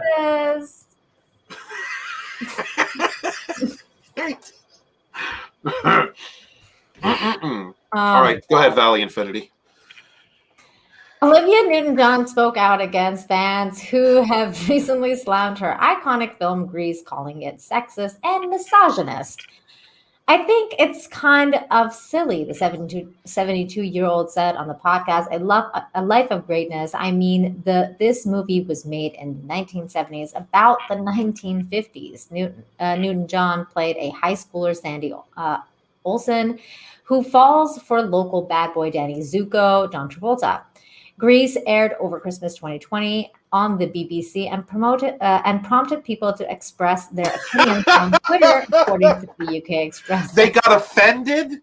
People got offended on the BBC? They got so offended. They were like, how dare this was the people. How dare you? That's exactly who it was. Yeah. Wait, where am I? Okay. One person said the drive and botched makeout session between Danny and Sandy hasn't aged well. Film kind of glides into the song Sandy before viewers register the date rapey vibe of the scene they just saw. #race. Oh my god. That person should never go outside. Remove them from internet access. That's my that's my SJW accent. That person has a lot of introspective work to do on themselves. Curtis says, when I was young, I had a crush on Olivia Newton-John. I thought that she was so beautiful. Yeah. Oh yeah. Will says she's 72 years old. Damn. Yeah, Will. I know. I feel the same way, bro. But look, Grease is one of those movies that I was happy my sister was into, so I didn't have to admit that I like watching it too. You know what I mean? So it's a fun film. I don't understand how any generation cannot watch that film and have fun. I love Grease. I did a Grease play when I was young, and I did all the dances and the songs, and it was fun. I believe it. I totally see that. Great. Yeah. You guys seen productions of Grease in middle school, high school? You know, Right. Yes, Right. I was part of that. It's great. That's But nuts. apparently it was sexist. Another said, "Oh man, just watch Grease, one of my favorite films, and it's so of its Oh my God! it's so of its time, misogynistic, sexist, and a bit rapey." These people have some strange fetishes they keep in the closet. It's because of that part of the song that, like, you know. What were the lyrics again? Tell me more, did you get very far? Tell me more, did she put up a fight? Da-da, da-da, like that. Did she Was she saying hard to get? Right. Right. The play between men and women, or anyone who's locked in that, is fun. That's a part of the. They're talking about. Do you want the lyrics to be ruined, and just like make it very specific and politically correct? Right. Ruining the flow, ruining the rhyme. They don't understand like the nuances of what it's saying. Like they're Exactly. It's a playful. It's playful. Yeah. Take it so literally. I'm just like, you fucking idiots. Like, stop doing this. Like, we're not talking about a girl that was like, no means no. We're talking about a girl that was like, no, stop. Like, like there's it's like they don't know the difference. It's like they really don't know the difference. And actually, there are guys that I know who have missed opportunities with girls because they literally like left. They were just like, they're like, no, stop. And they were like, but they were being playful, and they're like, oh, okay, and just leave. Well, you've got to know. That's when it comes down to confidence and knowing yourself and knowing the person. Runner always says, like, I make fun of him because he's so young. And then he says shit like this. And I'm like, what did he say? He says they never did Grease play in my middle school and high school because they didn't they're so young. Because that is over. That era is over. Yeah. They didn't when I was in middle school or high school either. Yet we did a Good Man, Charlie Brown. You were also young, Justin. Not that young. Justin's not that young. You got an old soul. I do, and that's why a lot of my peers hated me because I hated them. I'm just like, you guys are idiots. None of you have any. I don't know. It was mostly their musical taste. Will Gentry brings up, it's the same as Baby's Cool Outside. Out of context, it sounds bad. I hate this because I like that song, and I don't think that that's what it was talking about. I don't think that the guy was roofing her or some shit. Like, I think that's like all fucking put in place. She was flirting with him just as much as he was flirting with her in the song. I don't buy it. I don't believe that he was like roofing her or something. And whether these people like to admit it or not, there are some ladies and men, but more so ladies, who enjoy confident strength when being approached by a man. They want to be, and some women have such strong personalities that they do enjoy being overwhelmed. Challenged, yes. Mm-hmm. Me too, Jane. I hate that people think that this song, it's like a rape song now. I'm like, what the hell? No.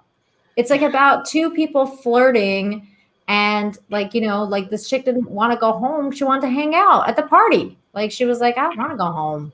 And the guy's like, well, it's cold outside anyway. Don't go home. Stay here and have another drink. Like, no woman's ever been told that before. Like, come on, give me a break.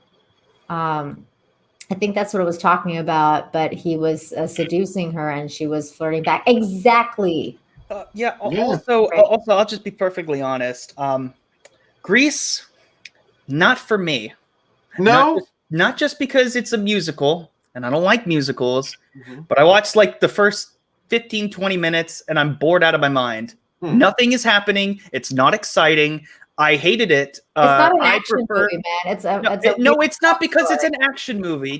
No, this is what you don't understand. Like, I want something to happen, and nothing is happening in the movie at all. There is many things happening, and I am bored by all of them. Saturday Night Fever. I love that movie. I love that. Don't like Grease. All right, we need a Grease reboot by J.J. Abrams. No, I don't. I don't want that. No, I don't. I'm just being very honest. I just don't like Grease. That's it.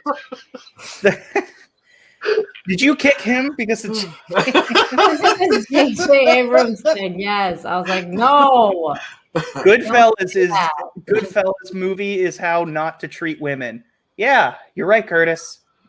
Tina says actually Grease is one of the most popular high school musicals. There's PG version where Rizzo's big secret is that she ran away from home instead of got pregnant. Oh my God. I still don't care. Nina, can we give Bear an outro? He's got to run. Yeah, definitely. Bear, please tell everyone where they can find you. Well, you can find me at Bear Nerd of Fun. And we're going to be covering Star Trek Unimatrix Zero, Part 1, Star Trek Voyager. A little later, and we're going to do a watch party. And we may be doing it on D Live and watching it live over there. Cool. As soon as I have a powwow at West and figure out what we're doing, and we'll see y'all good folk later, and stay beautiful. Okay. Thanks for coming and hanging out, Bear. It was fun. Hey, thanks for having me. I appreciate it. See you next time. And Justin, you take care. You take care of yourself, man. Hey, you too, man. I can't wait to. Hey, you're always welcome on my channel. Just because sometimes you irritate me doesn't mean I don't love you, brother. And just because you irritate the hell out of me sometimes doesn't mean I don't love you either. Bear, do you have a friends are for? That's how we roll.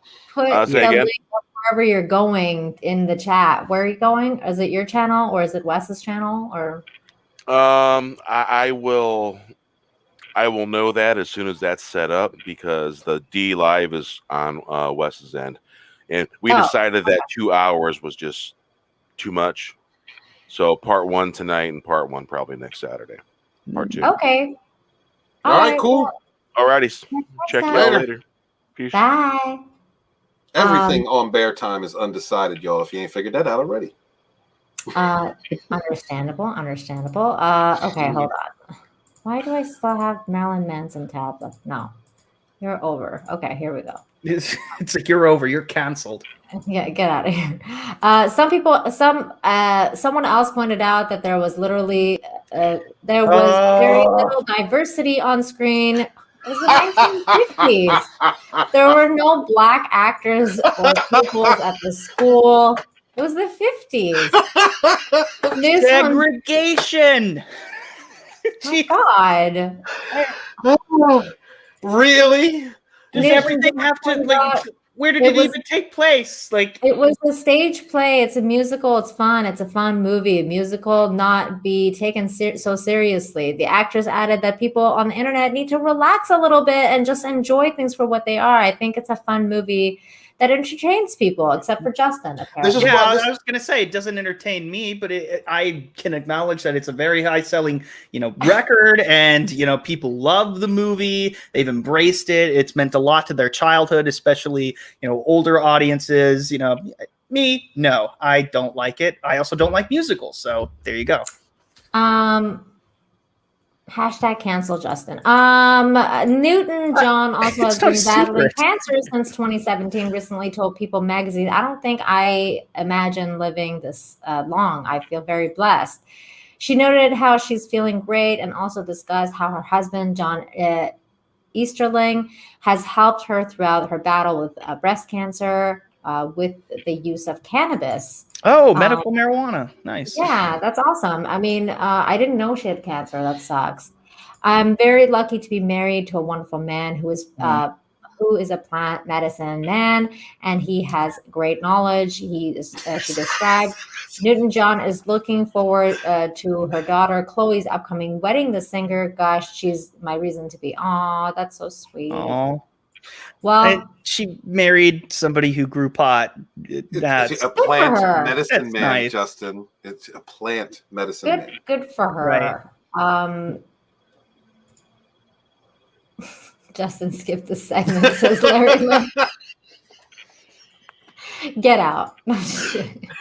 I'm not bashing the movie. I defend the movie because it's just a movie and nothing about it was wrong. No one should freak out over it. I completely agree. You know what my favorite part of the movie is? Yeah. the song that everyone hates, Beauty School Dropout. Oh God, No graduation the worst day one. for you. I know, it was so funny though, because I was like, oh my God, she fucking dropped out of beauty school. It's okay. I hate all of them. So Okay. they're both equally as torturous. They're all equally as torturous. I liked how they kept making fun of that girl. It was really funny. But yeah, so that's it. That's it for the show. That's all I got. Justin, would you rather watch Crybaby? I don't even know what that is. You need to look at that then. Then you need to watch Crybaby. I don't know what that is either. What is that? Johnny Depp, early. Oh, Crybaby. Oh, Yeah, you said ugly chick, and I thought about that chick with the messed up makeup. E. Clay says there weren't enough black people in Braveheart. I know. Well, we got a black Anne Boleyn, so we do. We do have a black. Didn't we get a Anne Boleyn. Puerto Rican Hamilton? Yes, we did. Oh, I guess It's true. Yeah. they're rewriting history. Lots of black people were in Hamilton too. Yeah, that's not accurate, but people like it anyway. Megamax says It's if fun, they though. think Grease is bad, the characters in story in Grease 2 will make the brains explode. Michelle Pfeiffer is amazing in that movie. That was a bad call for Michelle Pfeiffer, man. Grease 2 was awful. She's sexy though. Yeah, I'll watch it on mute. Oh my God. What is your favorite? I would watch on mute. What is your favorite musical, Stephen? My favorite of all time, the one I've gotten the most joy and love from, the Rocky Horror Picture Show. Ooh. Have you ever dressed up like the Rocky Horror? Goddamn right I did, and ain't nobody gonna see it. Can we see the pictures? Please. Nope. What about you, Justin? I know you say you don't like musicals, but do you have a particularly favorite one? Maybe Cats? I feel like you're a cat. Fuck that. Oh, come on. No. I hate Cats. Nothing about it is amusing to me. Memory, I want to wipe the memory out. You know, I need it wiped. You know, fuck that. I hate it. So no release the butthole really cut. Feel, Justin, Jesus. No, people like cry over memory. I'm like, fuck you. That sucks. I'm like, you little babies. Like, stop it. It's a terrible song, and it's a terrible play, and the costuming sucks. And did you see what happened? 2019? Yeah. That's how I view every other version. It's. But I will answer your question. Then? I will answer your question, and this is going to shock some people, but well, maybe not. But this is one of the few musicals that I absolutely love and adore, and it makes me like musicals, and it made me like even La La Land, which I didn't expect to like, which I did like. Singing in the Rain. No questions asked. I love Singing in the Rain. It was fun. It was hilarious. It had a good plot. It was interesting. And when people were singing, it wasn't just for filler. And it was entertaining. You know, the guy who's running around and crashing into things, make them laugh. You know, like Gene Kelly, like. Gene Kelly's a genius. Oh, he's great, but I thought the other two were better. But like it was fun, Justin, and I gained a little bit of respect for you now because I lost respect for you when you started talking about Grease, and then now I gained it back. So it's okay. You Jane's on point. Jane's on point. Jane is on point. Hamilton's actors really did a good job bringing the characters to life. Mind you, I'll take your word for it because I haven't seen it. Honestly, if you're going to race swap, make it great. And I agree with that. I mean, if you're going to do anything right, make it do it right, you know? Bob says Justin would love Love Story. I don't know what that is. I don't know, but you got to watch it now. Yeah, you should do a review. You should totally watch it. Somebody mentioned Xanadu. No, I worked on that in high school. I did not like it. Will says musicals are awful. Like every single one, Will. You've never enjoyed a single musical. I think I'm not a huge musical person either. Like, I'm not like, oh my God, let's go watch musicals. I'll watch it on Broadway. That's where it's acceptable. That's true. That's in true. In a movie, too, I would like no. Doesn't work. There is a difference. You're right. There's a difference. There's definitely a difference, but I feel like I just like Grease because I feel like it was like a lightning in a bottle. Like it's made for a certain time, you know. It's just, you know, you can never really like capture something like that again. I was never really a big fan of Rent or West Side Story or anything like that. I wasn't like You really didn't like into Rent? Not as much as Grease. Like I liked Rent. Although when I heard the 125,600 minutes stupid song, I heard it on a cell phone commercial for the I first hate that time. song. Like, you know, they were saying like it was unlimited call. So that's what I think about. I don't think about the actual context. So I think of it as a joke. Oh But my then God. you have a song like Will I, which is like literally 4 lines and it's like so powerful. And I'm just like, oh my God, this is a great song. It's only 4 lines. This is amazing. And in the context of the story, it's great. That's why I like Rent. I don't love it. I like it. Wait, what did Mama Bear say that you don't agree with? Ask him about the never-ending story. No, What? let's not go there. What? What's wrong with the never-ending I love the story? never-ending story. Are you serious? You want me to do this? love it. You want me to do this again? You have the floor, Justin. Please enlighten No, us. I've been through this about 1,000 times. No. Don't get it full screen. No, I'm not. No. The never-ending story is. I don't know. I don't understand why people enjoy it. I can't. I don't have the energy to do it. Okay, that's okay. You don't have to. I don't want to. I don't want to. Will Gentry says, but Falcor. Yeah, that flying little dragon. dildo, that dragon. tube sock. Like, no, that creepy looking Flying fucking dildo. thing. It's a What? yeah. That's Falcor, the stupid dragon. It's shit. You know, there's a what really made me mad is that the little kid, he's supposed to be an Indian, but he's a white dude, which makes no sense. So when I don't give a shit. But so also, like, speaking of Atreyu, that this is his movie, not this stupid little boy who's reading the book, who is just he's so wimpy, he's so annoying. He was living through that character. Well, yeah, and also like he's so irritating. I'm just like, I'm rooting for the bullies at this point. Like these, like he's irritating. He's so irritating. And when I'm watching, I heard behind the scenes, the actor who played Atreyu, he had to ride a horse, and when he was practicing, he fell off his horse, and the horse fell on him, and he actually broke his spine, and he recovered. Luckily, Ouch. But since then he's had to pay over like $1 million worth of back surgery, and there's that stupid scene with the stupid sneezing fucking cunt turtle who sneezes on him and he falls, and because the director makes his actors do their own stunts, he falls off the tree and lands on his back multiple times, like 4 or 5 times. Justin Proper is the nothing. After this kid had back surgery to fix his spine so he can fucking walk. I like how Justin was like, I'm not getting into this, and then started going into it for like 20 minutes. It's really funny. Keep going, Justin. Let the hate flow through you. The kid's mom, like he cries about his dead mommy, and like, okay, cool. That makes you slightly sympathetic and less annoying. What the hell, Justin? He does. He cries about it. And he's like, oh, I wish. Like, all you have to do is name the ice princess or whatever, and then this can all be over. And he can't think of a name, and then he goes out on the balcony, and it's like he's about to sing. It had to be a powerful name. And he's like, oh, I wish he had a name like my mom. And then he ends up saying Moonchild. Moonchild is his mom's name. She was a hippie. I've never seen. I don't give a shit. I've never seen this movie.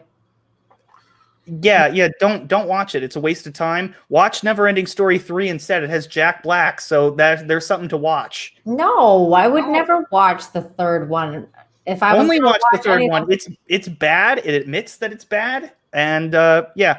The only thing that's good there's 2 things that are good about this movie. One, I have respect for the actor who Noah Hathaway, who portrayed Atreyu. He's a real fucking trooper. I have mad respect for him. Alone. And two, I like versions of that stupid song. I don't like the cheesy Gades version, with the synthesizers and crap. I can call it that. Is this a real thing? Bill Cosby's White Christmas? Not Bill Cosby. Bing Crosby. Crosby. Cross-eyed Nina. What the hell is that? I don't know what that is. Bing Crosby? No. Oh. I don't know. I don't know who that is. Ugh. What is that? Anyways, I like the stupid song, but I like it in a metal version. Oh, I know this dude. I just didn't know his name. Okay. Yes, that's a good. Yeah, White Christmas. She said Bill Cosby. I know. I thought it was Bill Cosby. I was Don't like, drink that eggnog. Bill Cosby, White Christmas. Like, I was like, no, that would make is sense. Terrible. A white version of the Cosby Show. Oh Like, my no, God. Can you guys I don't want imagine? that. That would be the worst. It's like the never before scene. Well, I mean, like Jane said, if you race swap it, do it great. Jesse says Bing beat his kids. Damn. My dad beat me. I think Bill did some worse things. So you think? Yeah. Now wait a minute. Now on the scale, because we've developed a new scale tonight. So on the Armie Hammer scale, where's Cosby, Nina? Oh boy. Cosby's worse. Okay, here's the thing. For now, I'm gonna say Cosby's worse because, and simply because we still don't know if the Armie Hammer stuff is real. We do know that Bill Cosby's a rapist.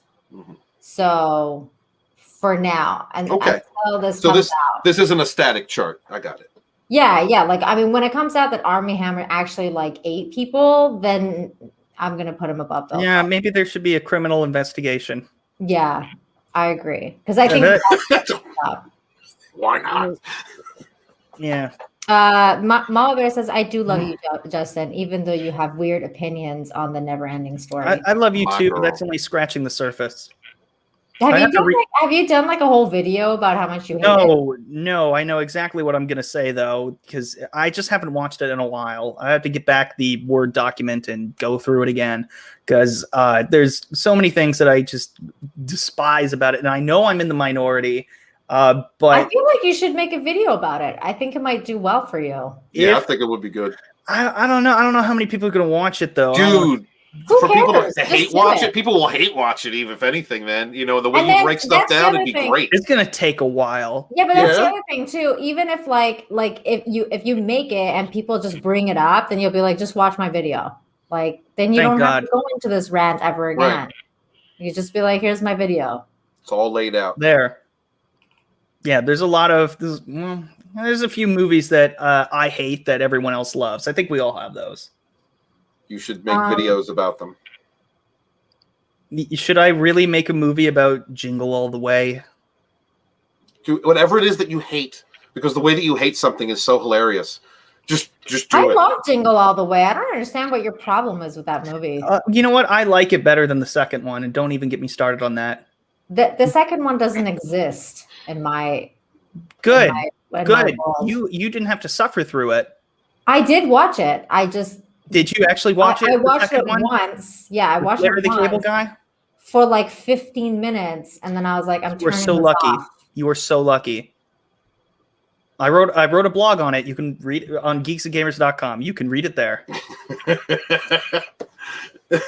I am not joking about that. Get your profile on geeksandgamers.com today. I don't want to read. Why don't you do videos? Aren't you a YouTuber? Yeah. Wow, do Nina, streams. bro. Just saying. Well, thanks. Like- On behalf of all that's the a writers in the private community, chat. Whoops. thanks. Oh well. I wrote an article. Go do a video. I decided to write it instead because it's it was easier, and I don't know. I've been really busy. Well, there it is, guys. If you want to check out Jingle All the Way to and how it sucks, go ahead and read this article. I don't agree with you about Jingle All the Way 1, though. I think that's a classic. I love that movie, and I just don't agree. Hey, Dr. Coffin Nails. What's up, Dr. Coffin Nails? Hail, my OG brother. So it like we've been going for like 2 hours. I mean, I'm down with sticking around and talking, but if you guys want to call it, we can call it. Whatever is up to you guys. Like the stream, or like we talk afterwards. Just put me on the spot like that. Like the stream. I don't know. Well, is Scott's stream happening tonight, or is he's taking care of No, he's out. He said that his wife's not feeling well, so he's playing dad tonight. Family comes first. Yeah, he's taking care of his family. So that's why that's why we have all the time in the world, because there is no dump happening. Nice. Or else we'd be going to the dump right now. Yeah, no, don't say that. Just say Scott's show, because I'm actually kind of embarrassed that he calls it the dump. I don't know. Yeah, I'm not a big fan of that name either. But Jane says do a 5-hour stream. Oh my God, Jane, the troublemaker. Does she want to come on and partake? Why don't you come on here and hang out with us, and then maybe we can do that. No, that's not what she's going to do. She wants us to entertain her. She's being a troublemaker. Because I would love to do a longer, show, because I need the hours. And we'll bring something up. We have a bunch of people in the chat right now. Everybody smash that like, please. Thank you so much. Let's see. What else? Oh, I heard, you know what? Let me bring Twitter up, because I heard something about how white women shouldn't write Star Wars or something like that. What? Did you guys read that today? That was going around? No, I haven't given a fuck about Star Wars in weeks. Let's see. Wait, what? Yeah, that was I saw that earlier today. It was something to do with, let's see, something about how white women shouldn't write Star Wars. Well, it's some racist garbage. I'm sure it's something came out of Disney Lucasfilm, which is why I haven't given a shit about it in weeks. But let's find it and go over this ridiculousness. Yeah. Why not? Shit! God. Oh, here it is. According to Star goddamn Wars Christie's novelist. Here your it is. friend and mine.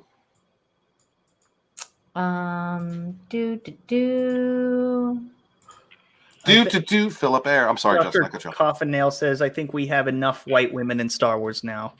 Wow. So Star Wars novelist E.K. Johnson wishes white women would stop ruining things. That's what the article was. Oof. So they're going after their greatest allies and actual proponents of what they do, which is just angry Karen white women running around talking about inclusion and diversity. I guess so. Johnston has written a number of Star Wars novels, so she is a writer. She wrote the 2016 novel Ahsoka, the 2019 novel Queen's Shadow, and the 2020 novel Queen's Peril. Wait, Nina, did you say Ahsoka? Did you say Ahsoka? Okay. Ahsoka, whatever her name is. Ahsoka, Nina. Ahsoka. There you go. Ahsoka. You'll offend Jane. Oh my God. Wait, what? Nina has done awfully long streams with John. I have. That's true. We hang out a lot. But don't go on them when Jane has been in the chat insisting that John get drunk. Speaking of an awfully long stream with John, what is going to be happening on Monday? Because we're going to be talking about our favorite Nolan movies on my channel on Monday at 8:30 EST. And I've been watching Nolan movies to be able to talk about which one I like the best. We're going to talk about our top five favorite ones. So cool. Everybody, if you are into Nolan movies, please come and check out that stream. It'll be fun. Jane, where are you? Come and hang out with us. She's not. She's going to entertain her while she's at her parents'. There was an article, Star Wars needs more women writers to save it, and Star Wars needs fewer white women. Karen versus Karen. So this one is the fewer white women one. So as reported by Disney, Star Wars is dumb. Johnston recently took to Twitter to respond to a news report of Governor General Julie Payette and her secretary, Asuna I'm too white to read Lorenzo that. Were resigning. Johnson wrote on Twitter, I would really appreciate it if white women would stop ruining things. The fuck? Why? Can we just remove white? This is weird. Why would you say something Bad, like this? Stephen. God, I knew you'd get it proper. What did you say? Nothing at all. Go ahead. Sorry. No, he's just the enemas are kicking in. What? You knew it was coming. Parents. Oh my god! You did this, not me.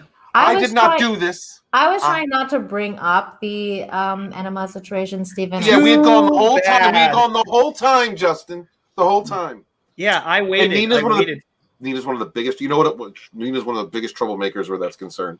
That is not true. I'm trying to not do that anymore. I'm trying to help you change the narrative, Stephen. And then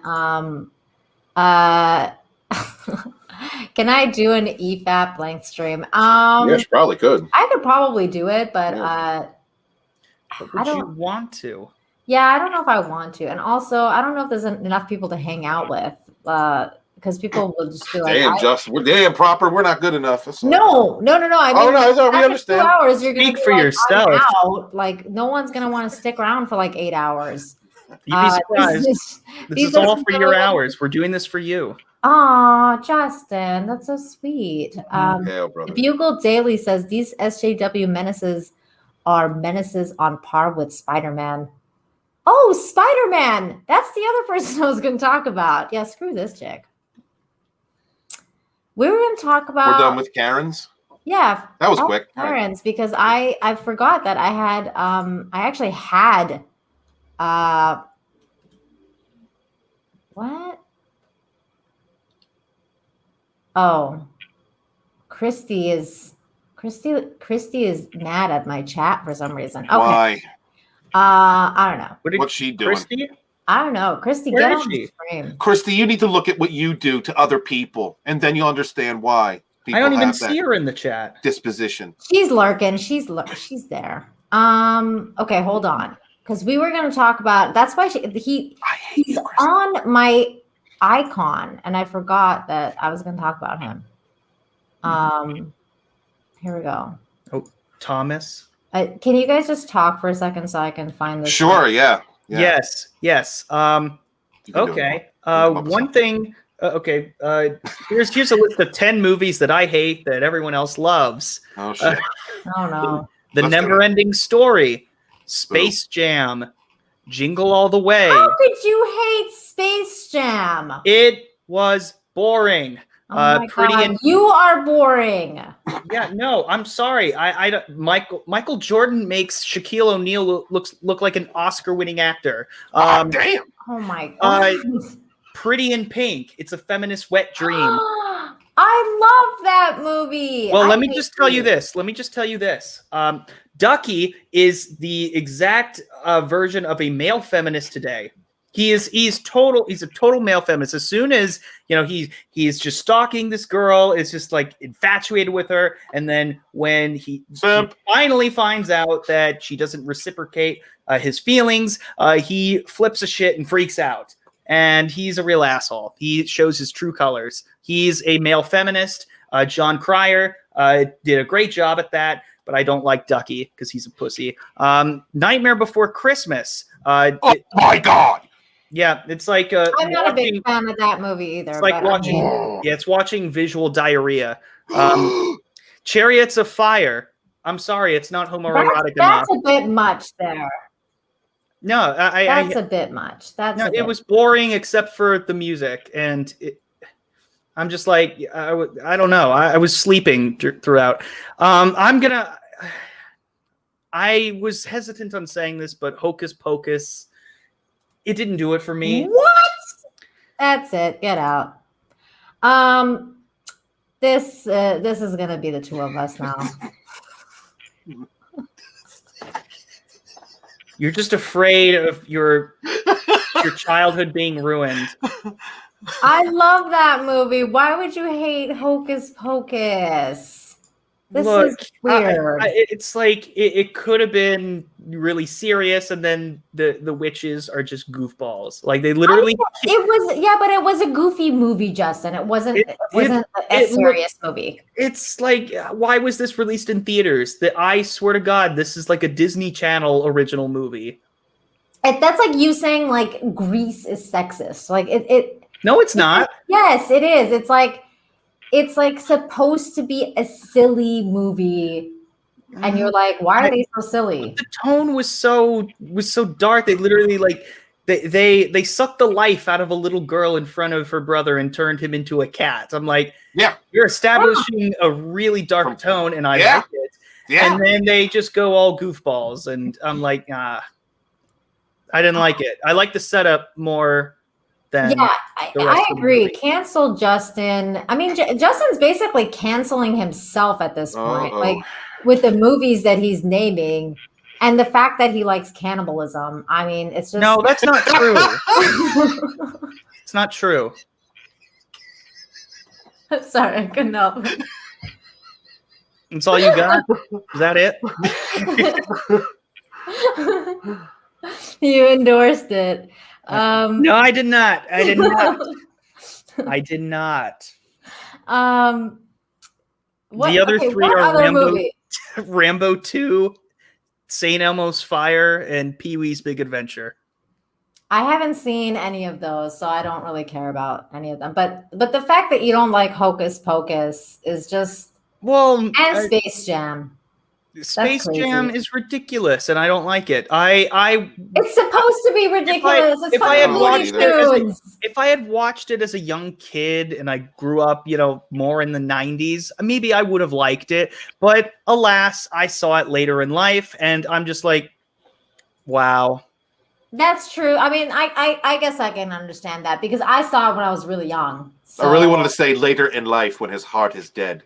No, just like when I was like, I don't know, a teenager or like an adult, like I don't know. It was like between like high school and college. I'm like, okay, I'll see what this whole thing is about. And yeah, I get it too. Like I didn't like it then. Sometimes it's one of the like those movies. It's like a time thing. Like if you don't catch them in that time, then and that's what Tom argues about, and I'm just like, Tom, that's a ridiculous argument because you're not looking at it objectively through, like, does this stand the test of time? And my answer is no, it doesn't. Not liking Hocus Pocus is anti-American, says Jane. How would you know? I'm not American. I'm not American, and I'm not gonna say that that's correct because it's just. You can't say it's correct. Meaning, like, I just don't think that you have a sense, like, a good taste in movies if you don't like Hocus Pocus. It's just like it just means to me that you don't like, good movies. I don't. These are 10 movies that everyone else likes, but I just don't. Or some I even hate. Why are you not making videos on these? Yeah, why aren't you making videos? And also, Stephen, what is a movie or several movies? Because he named 10. That you like, that everyone hate, or I mean that you hate, but everybody likes. Like guilty pleasure movies, kind of thing. Just like what Justin said. Wait, like no. Highlander 2. Wait, you hate that everyone loves, or vice? No, whatever. You like a movie that you like, everyone else likes. Right? Yeah, everyone likes, but everybody likes it. Everybody likes it, but you don't. Shit, I don't give a shit what other people think. I don't know. I'm sure there's a few. If I think of one, I'll let you know. I can't. Okay, if you think of one, let us know. But mine is, for example, I hated Bridesmaids. I was like, this movie fucking sucks. I don't know why. Everybody likes it except me. I hate that movie. I think that's a terrible movie. I think it ruined Melissa McCarthy's career for me as an actress because before that, I had seen her in several things that were great, and then all of a sudden she shat in a bowl, and I was like, no, I'm done. Like, this is a terrible movie. It's so awful. Hilarious. No, it's like the lowest denominator of humor. It's like let's go on like shit everywhere and like diarrhea. Yeah, that's right. Funny. If you're gonna lowest denominator of humor, yes. Yeah, that's like every single Jim Carrey comedy. That's lowest common denominator. Or Adam Sandler movies. You could say that as well. Billy Madison, lowest common denominator. No, The Waterboy, lowest common denominator. Oh my God. Billy Madison peed himself. For a little boy that peed himself, okay? He didn't go and take a shit inside a fucking sink. Okay, it wasn't their fault. They ate something with like laxatives, and it's not like they wanted to do that. It's not like they did it on purpose. They were desperate. No. It was a terrible movie. Dumb and Dumber. That stupid toilet scene. I can understand. That was funny. I can understand why someone would think it's funny and not. That's really like a niche film, Dumb and Dumber. I mean, it's weird. I'm just saying, like, what makes that whole? You're complaining about the bridesmaids. I don't like poop humor or fart jokes. I'm just like, it's not about that. It's the way that it was done, and also when it's done by women. I feel like it's really different. Oh. Like it's like women don't shit. We wanna, let's women want to be funny, so let's have them shit everywhere, so that's just funny. Like that's not funny. That's not funny to me. One scene. It was not a funny movie. Women don't defecate proper. Oh, is that why? That's what it is. They don't fart. It's perpetuating, it's going against the myth that women. It was not funny. Women do not poop. Okay. We saw a rumor. Mama Bear says she hates Dumb and Dumber. I don't hate Dumb and Dumber. I get it. I don't hate it. It was funny. I get it. I like parts of it. I think parts of it are iconic for my era. Okay, so what was your movie that you came up with? Oh, I like a lot of the parts in Solo. Everybody hates it. You liked Solo. I like for the most part, yeah. Oh, okay. Yes, I do. I'm reading. I don't know why Jesse wants you to read the chat, but there we go. Like, what do you want me to read? I don't know. They're picking on you. Yep, Play Ball is it's a great song. Will says the concept of the toilet scene in Dumb and Dumber is funny, but the way they did it ruined the joke entirely. They ran it into the ground and sucked the humor out of it. Are you talking about Bridesmaid? Because I agree with you. Like, they just ruined that. Period. Oh my God, fuck you. What? Oh no, I'm just reading the chat now. So, yeah. Jake, there's a women don't sweat. Nothing. That's right. That's right. We don't. It's delicate true. Flowers. Yeah. Jane's like Solo. Yeah, actually, I do. I mean, aside from like the obvious changes that were made. She wants to cancel you now, Steven. Sorry. I had to pick a song. Partner says Solo was a waste. Yeah, the topic was films that everybody else hated but you liked. So that was some Justin level shit, wasn't it? Yeah, it was. It was weird. It was supposed to be vice versa, but it was supposed to be vice versa. But I mean, I appreciate that. I love that people hate. Yes. No, Highlander that people love, but you hate. Like, I don't give a shit what other people think. Just name a movie. Just name one. I can't. I don't know. I don't know. That's like universally praised, and then you're like, oh wait, I didn't like that. That movie sucks. Yeah, I'm trying to think of one because I really don't care about movies that suck. I don't know. I don't care about movies that suck either, but there's a lot. I feel like there's more movies that I've seen that I was like, I hate this movie. Why do people like it? I'm trying to think of another one though. There's some that I just won't give a chance just due to principle. Yeah, like for me, that's like Solo. Like I haven't watched it because I'm like, I don't want to watch this. I mean, let me think. I will never watch Frozen. I watched it. I said that, but I watched it because it's it came out when I was like, well, I'm kind of done watching movies for children and especially movies for little girls. I'm like, what if you have kids? I was a teenager, so I was like, I'm not gonna spend money to watch a movie for little girls. I'm okay. I'm okay with that. I'm not going to do that. You're not getting in touch with your inner little girl? I don't have an inner little girl. What the hell is? Oh, we have a guest. Hello, God, your friend and mine. Oh Jesus! Like a dick, Steven. Oh, now Colin's here, and I need a drink. I'll be right back. Okay, John says, Nina? Do you know about Kira? Who's that? I don't know what that is. That's the Khaleesi chick. What's her name? I can't Think of her name right. Amelia Clark. Amelia Clark? Yeah, she was hot. Amelia Clark's hot and everything. Yeah, but what is Kira? Oh, Terminator. I think that's the name of the character in Rogue One. That's what they're trying to say. Terminator Genesis. Love that film. Everybody hates it.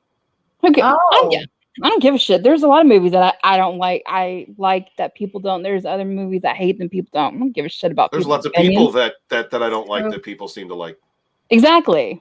Yeah. I don't give a shit. I'm gonna still talk to people regardless or see whatever it is.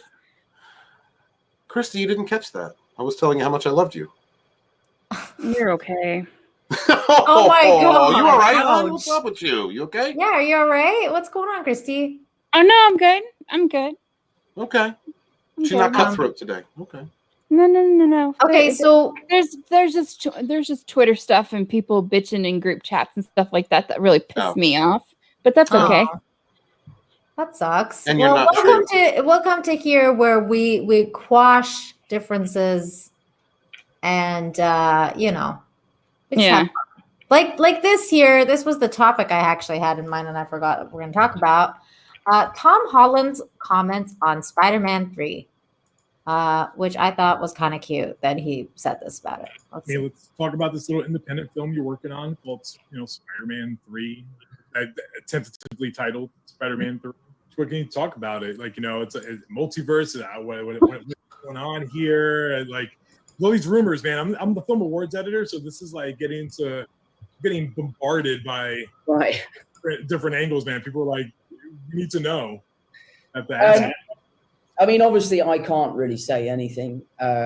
Holy shit, he's English? At the end, right? You're joking, right? No! I really told you that. Oh my God, that was so funny. Holy shit, he's English? Wait, Steven, you're joking. You're joking. Okay. No, I don't give a damn where he lives. You're like, I'm stalking this guy. I hear him in the movies. He talks like a normal person. I know, but oh my God, that's never mind.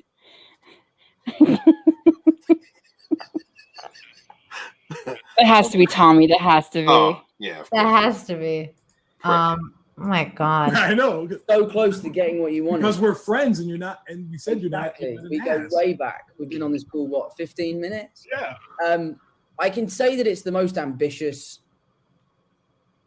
standalone superhero movie ever made. Wow. I can't use the Spider-Man. You sit down and you read the script and you see what they're trying to do and they are succeeding. Yeah. It's really impressive. Well, wait a minute. Does that make him a better actor for you then, though, Steven? Because because now I'm going to watch him and go, you're lying. That's not how you talk.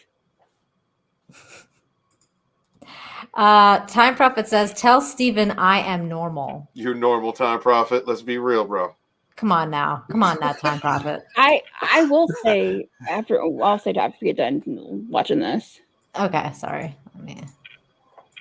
I've never seen a standalone superhero movie quite like it, and I'm just again that lucky little who happens to be Spider-Man in it. So I wait, what movie are you talking about? I can't really tell you any more than that. Spider-Man I'm 3. Just as excited as everyone else to see it. I'm not going to listen to someone's opinion who literally told the ending of what was it?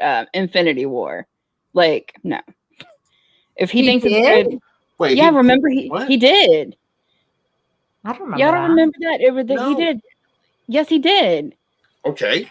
He really did. So they were on Jimmy Kimmel, and they were doing a panel, and he's like, everybody. He said something to the effect, "Everybody dies," and y'all don't remember that? Like in the media. Oh, I remember there was like a brouhaha about it, and it was true anyway. If you read some of the Reddit stuff, but I laughed my ass off when that happened.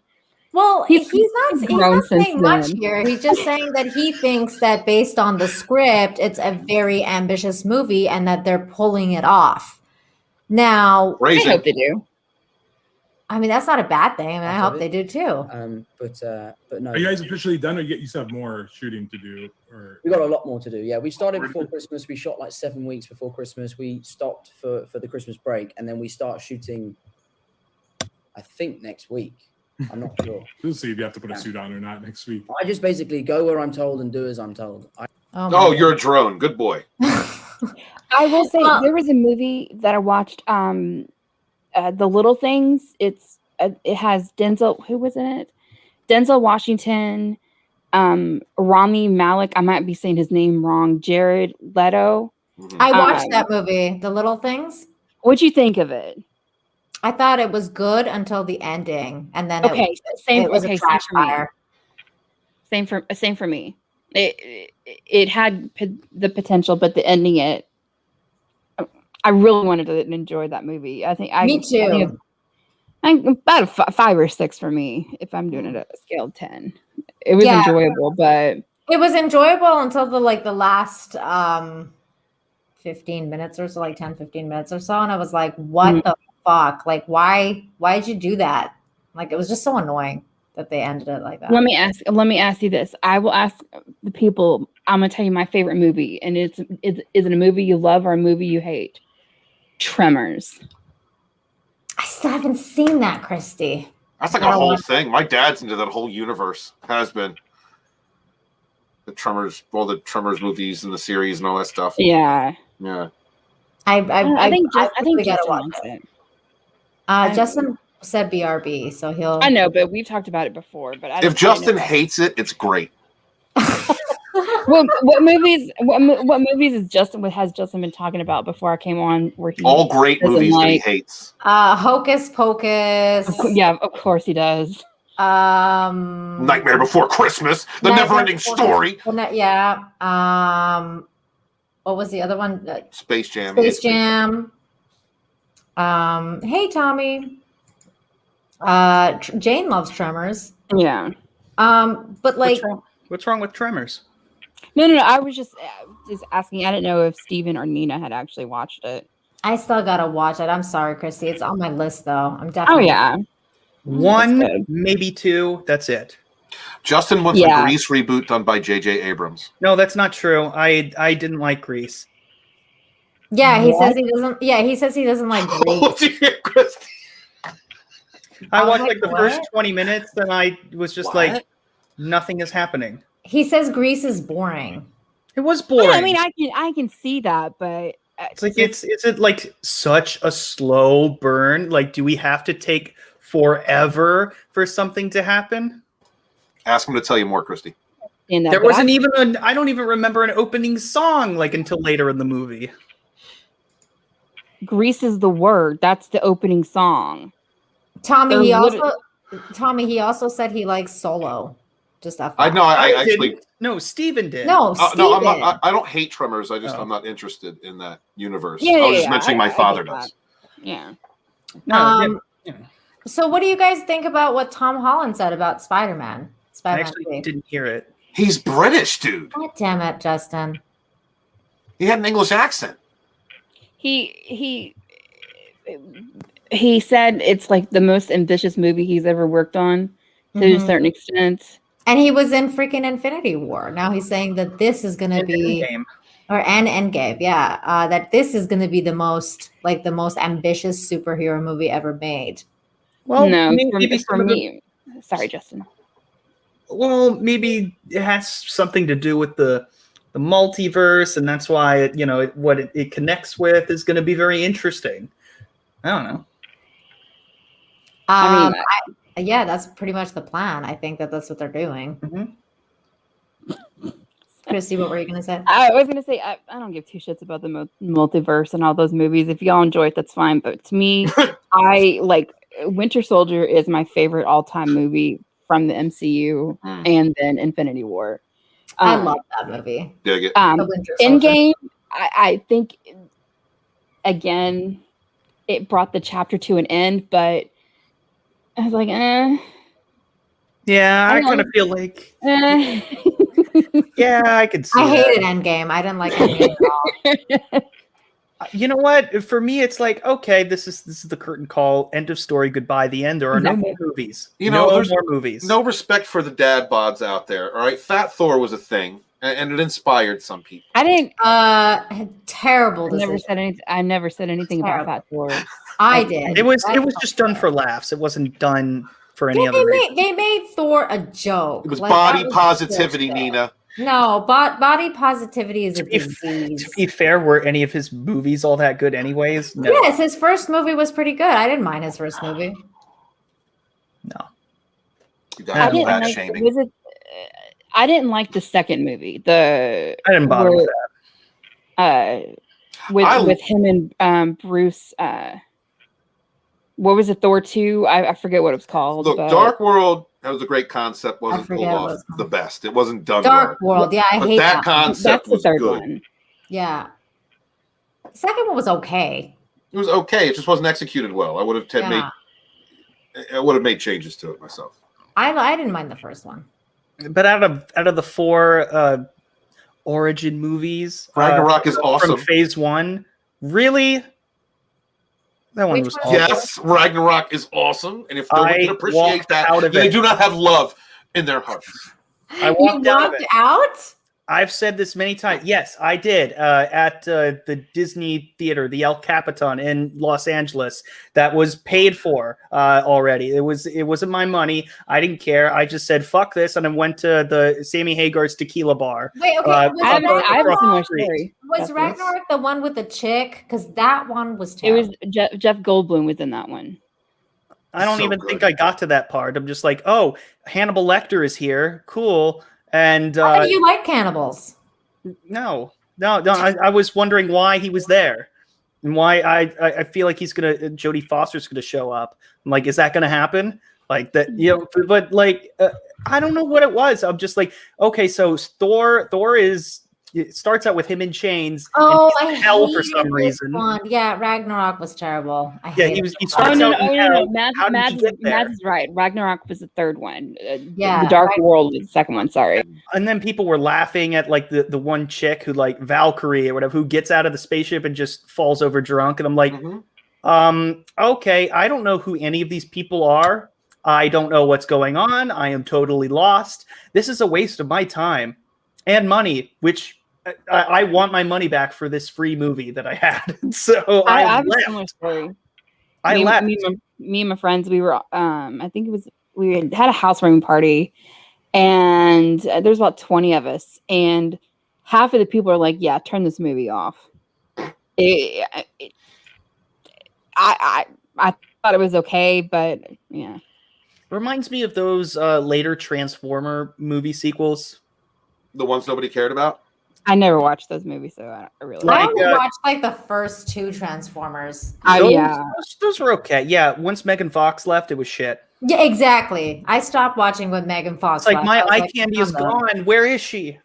And the other chick that they put in it wasn't as good. Like I was like, I mean, not like Megan Fox was a great actress or anything, but. Third one, like Dark of the Moon, like Shia LaBeouf, like he keeps repeating his lines as the character. He's just like, my car is alive, my car is alive. Because we know your car is alive. Shut the fuck up and stop saying it. I know, right?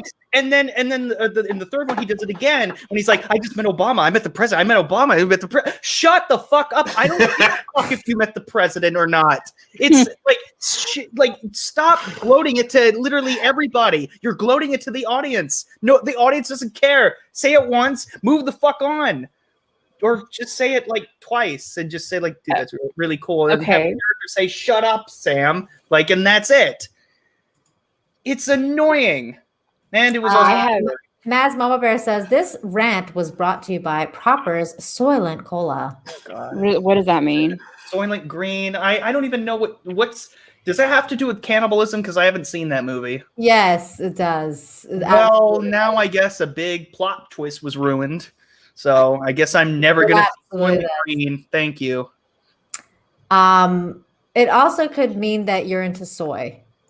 No, you can't cover that up now. No, you can't. Okay, what about? Do y'all remember the Battleship movie? Oh, had Rihanna in it. That's the only reason I watched it. I actually do like that. I enjoyed that movie. I enjoyed that movie. But there's really only one scene that people really liked is like when you see the real soldiers that were in World War II and they get on that battleship. I mean, I watch that scene, and it sounds really stupid because it's supposed to be quote unquote action movie, but I will choke up at that scene because it reminds me of just your older relatives that talk reminiscing about those days. So I like that movie. Yeah. Justin, Soylent Green was made in the 70s, man. There's no spoiler once, it's been a couple of decades. Just letting you know. I don't have time to catch up with all of you. What movie were you supposed to watch, Justin? Deliverance. That was made in the 70s. Oh, you gotta watch Deliverance. I can't watch. Yeah, but I feel like Soylent Green would be more entertaining than Deliverance. Probably. I would imagine so, but Deliverance, no. That's the thing about watching all these older movies. Everyone else has seen them that's older than you, and they just spoil it. I'm like, thank you. Now I'm not gonna like that movie. Like, thanks. Appreciate it. Oh well. By the way, I think I knew that. Wait a minute. I think I knew about that actually when I was a kid. Justin, do you have HBO Max? No, someone buy it for me. I'm not paying $15 a month. You can watch. Apparently, you can watch Soylent Green on HBO Max if you have it. You can. Yeah. Christy, they have a lot of classic movies. Christy can give you a link. Yeah, we. I don't have HBO Max. Please, please. No, I can give you a link to get the movie. Yeah. It's the same fucking link I gave to Nina and Steven. Okay. Yeah. Just Christy, please give him that link. Okay. I really like Soylent Green. I like old school sci-fi. I think it's what is this movie about? I think it's like one of those things. It's like They Live. Wow. They Live is another good one. Have you seen that, Justin? What is it? They Live.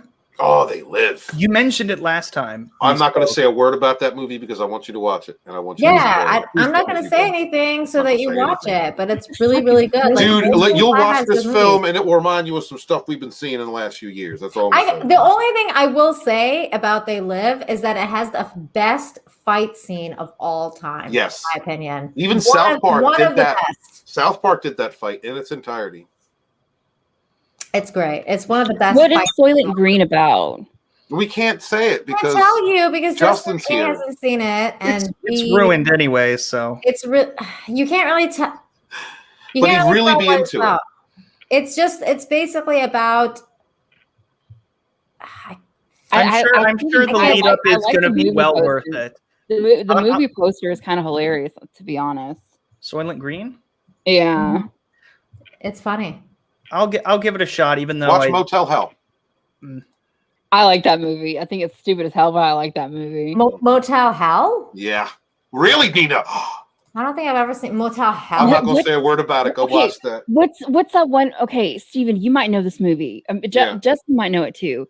It's in the 80s where it's like Farmers Johnson's.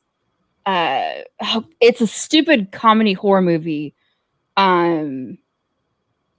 A brother and sister, they kill people, but they basically Bonnie and Clyde? No. I don't. Okay. Yeah, I need more. Hold on. I'm gonna look it up. Is it you said it's a horror comedy? Yeah. Eating Raoul. Watch that one too. Shane Nolan basically has a good description of this movie. It's a dystopian filter movie. Charlton Heston questions where the food's coming from. And now I know where it comes from. Thanks. Yeah, but it's the progression of things and what happens and how he goes about understanding and discovering where it comes from. It's everything. It's everything. The journey, not the destination. Steven, you literally mentioned the movie I was trying to describe. Eating Raoul or Motel Hell. Toby says it's got grits.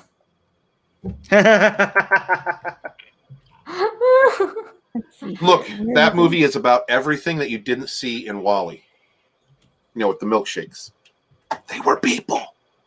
I actually never watched WALL-E either because I was too old to watch. No, that's a fun movie. You can like that's it. Great. I haven't seen that's it a fun either. I heard it's very well done, but I'm past the point of. You have no love in your heart. No, it's just I don't know. High horse, Justin. Jesus. It took me a lot of convincing to watch Up, and I eventually watched it, and And you didn't like Up? What was it like? It was fun, I guess. Like it was all right. He's only saying that because we're all like, you didn't like Up, and he's like, I wasn't impressed. You know, I didn't cry.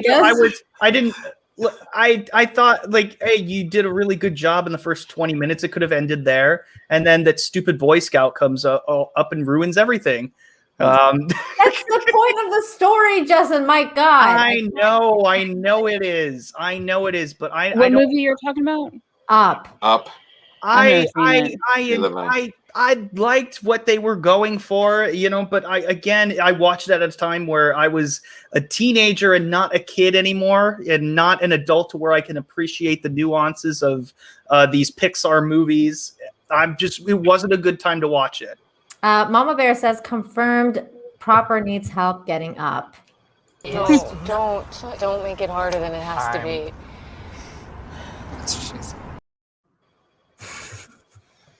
That was wow. wrong, Mads Mama Bear. That was wrong.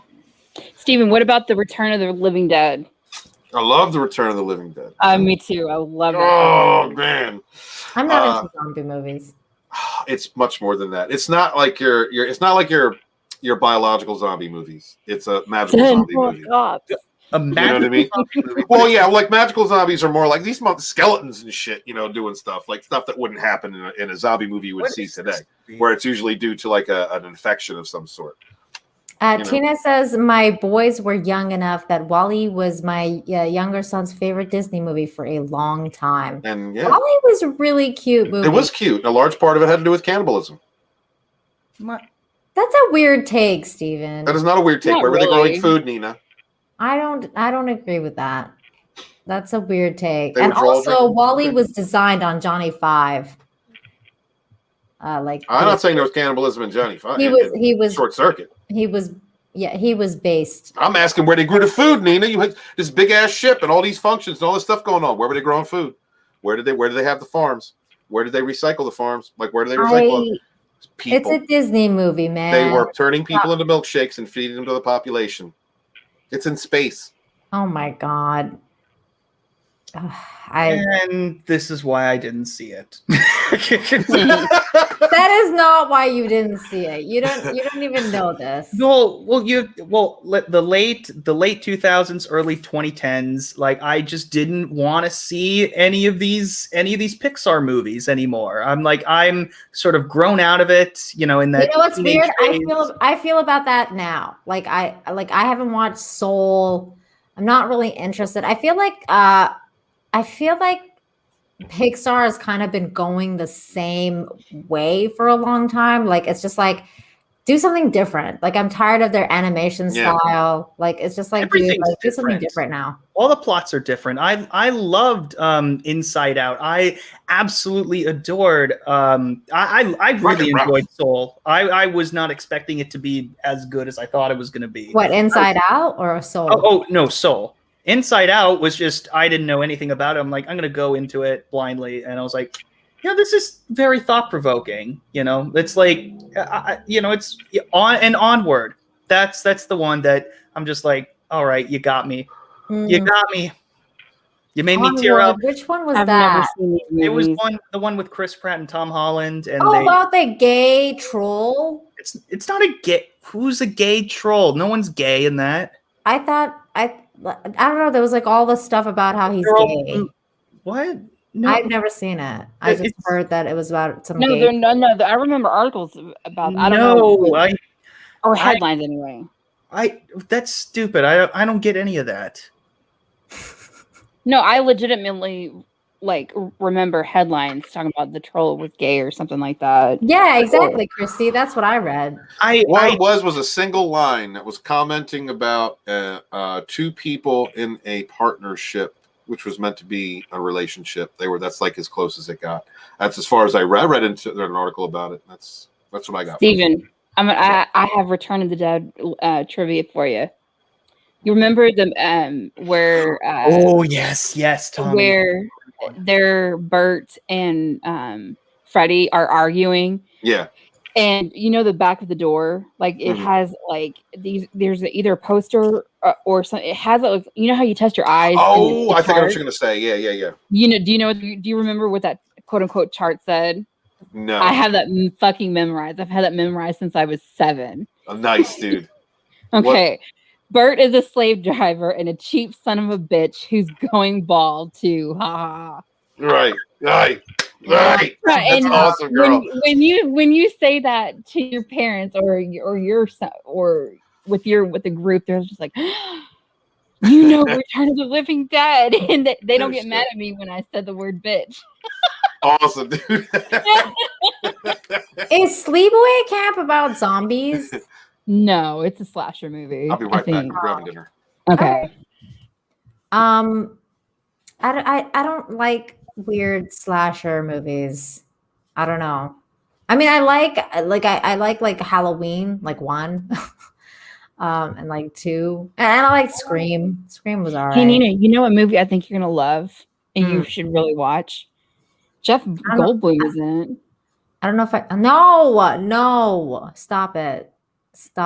No. I mean, it's the best movie ever. I'm not. No, I'm gonna kick you. I will kill you. No. Oh well, because I kind of get it, but I don't at the same time. Because I remember there was another movie you were talking about. I was just like, that has more disgusting scenes in the movie. That movie that she doesn't like. What movie? I can't remember it. It's been a couple months. But I think it's because I think I'm like desensitized to it now. But when I saw it at the time, I was like 11 or something. Like when I saw that movie, and I got scarred. Like I was like, like it was just like it was bad. I like couldn't stop. Yes, that is that's it. I just couldn't, like, I was like, oh my God. And then like after that, I couldn't see him in anything else. Like, I forget movie what we were talking about. Sorry, I didn't mean that. Jeff I was just, yeah. I mean, I get Nina's point where it's kind of gross, but I'm so desensitized to that shit. It doesn't bother me. But Nina was like, I don't like it. And she was talking, and in the back of my head, I was thinking, but we've literally talked about that other movie where it's just as disgusting. Yeah, I can't remember the movie. I've definitely watched like, you know, more disgusting movies now. It's just like, I don't know. I just can't. I hate the fly. I love your mug. I love it. I was saying that the other night. Duff. Yeah, that was a good movie, the Simpsons movie. It was all right. It's the best episode they've had in this entire century. That's untrue. What do you mean? What's a better episode of The Simpsons than the Simpsons movie? I like their Halloween episodes that they did in the 90s. Every single episode was better until up to like pretty much season 12. Like that's the max. Season 13 is the maximum. But all the older Simpsons were way better. No, I'm talking about like 90s Simpsons were great, but like 2000 to... That's what I'm saying. I stopped watching in the mid 2000s. So I stopped watching it after season 13. I was like, I'm done. Yeah, I watched 10 seasons of it, and I think I've seen enough. Yeah, me too. It was so funny because The Simpsons was such a centralized show that after my parents, my mom's former husband, my mom and my stepdad would get off. They would make dinner. And then Home Improvement would come on when it was the WB. Do y'all remember before the CW was the WB? Kind of, yeah. Mm-hmm, yeah. Okay. So they would have Home Improvement on at 6 and then The Simpsons at 6:30. So that was our entertainment. And then me and my mom and my sister would end up watching Gilmore Girls. Oh, I love Gilmore Girls. I like it, but not for this. I really like Lauren Graham. That's why I watched it. I do too. And I kind of watched Will and Grace. I also have a little bit of a crush on Deborah Messing, and now my heart is crushed. You know what's weird is when Gilmore Girls was playing out, I I didn't like it at all. Like I disliked it quite a bit because I'm a single kid and my mom was a single mom. And like, I felt like my mom really liked the show. And I was like, we are not these two. Like I like rejected the show. Like, so it was like this weird thing. So I watched Gilmore Girls like years later, like when I was like in my 30s, I watched it.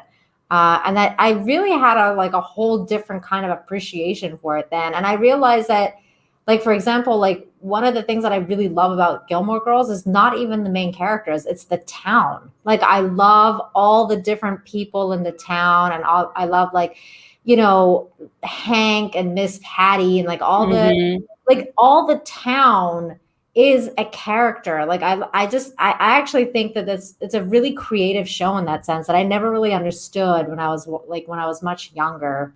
You kind of get that like way later. Okay, so this is trivia for Justin. Justin, who played Suki? And what? In Gilmore Girls, Lorelai's best friend. We talked about this earlier. I don't know. The one in Bridesmaids that the one in Bridesmaids that shat in the sink. Oh, that's Melissa McCarthy? That was Melissa McCarthy. Yeah. Oh. That's why I said I hated Bridesmaid, because she did such a good job in Gilmore Girls and I loved her in Gilmore Girls. And then she like ruined herself with Bridesmaids. I was like, this is a fucking terrible movie. I think I might have oversold my fandom for Gilmore Girls. You're fine. I didn't really pay attention to the plot. I just like looking at Lauren. You're fine. Let me ask you, did y'all watch the Big Bang Theory? Yes. I watched it. Oh yeah. Okay, so let me ask you, what about Young Sheldon? No, I watched one, and I was like, I didn't even watch the problem with Young Sheldon is that he has to end up where he is in season 1, whether we like it or not. And when they try to have room for development, you really can't do that unless you have him on the path to being where he is. Exactly. Justin, I don't like all spin-offs, so I'm not interested. Well, no, Justin actually says my point. What I wanted to say is, when you watch it and he talks about his family or his friends or stuff like that, and then you watch the character, like the development on Young Sheldon, I'm just like, yeah, I don't get it, because it doesn't have room for it. It doesn't have room because honestly, I like Young Sheldon. I watch because of the other characters. Young Sheldon, I really don't like Sheldon, the character Young Sheldon. It's everybody else. I like Sheldon more in The Big Bang Theory specifically. Exactly. Season 2 was my absolute favorite season. I like season 2 too. I think that was a great season. Season 1 was great too. Yeah, no. Season 1 was really good. Season 2 was awesome. Season 3 and even 4, but as soon as it went on, and people, it started to become like less of a more like, hey, we have this cult fandom, and now there's like everyone talks about it, and then you have episodes that are shorter than the amount of commercials that they have. Exactly. Yeah, I think that they kind of started falling off the map when they started having all the celebrity guests. Because it was like, at first it was like, it was like really fun show about a bunch of geeky guys, and then it's like all these celebrities started starring in it, and I was like, this is like, well, there's some times where it works. I mean, it was stupid though. Like I don't know. I feel like the later seasons it got like.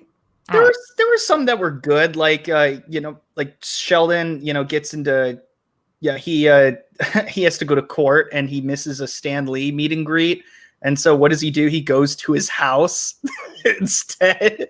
I think it's funny, or like when he spends the day with James Earl Jones. Yeah, like I liked it at the beginning. They ding dong ditch Carrie Fisher. I liked it at the beginning when he had like a thing with Will Wheaton. Like that was funny.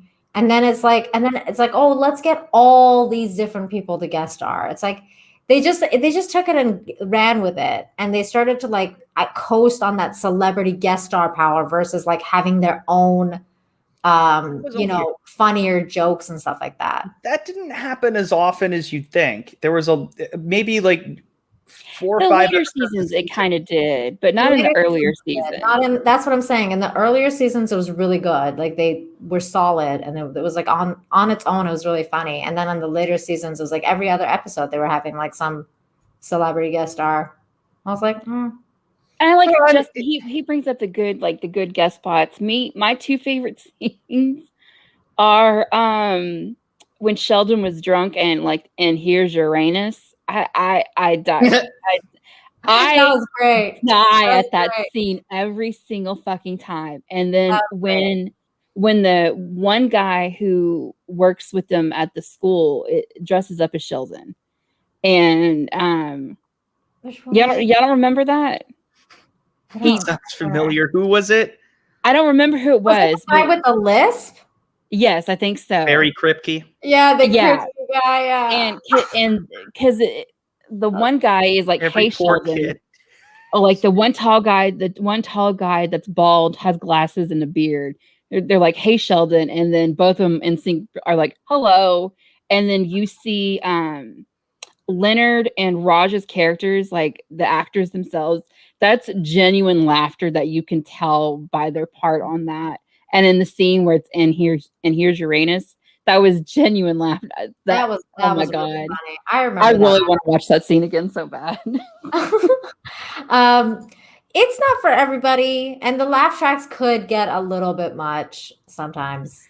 They're That's a sitcom thing, though. It's not generic sometimes until it's like the shorter seasons, like the latter half.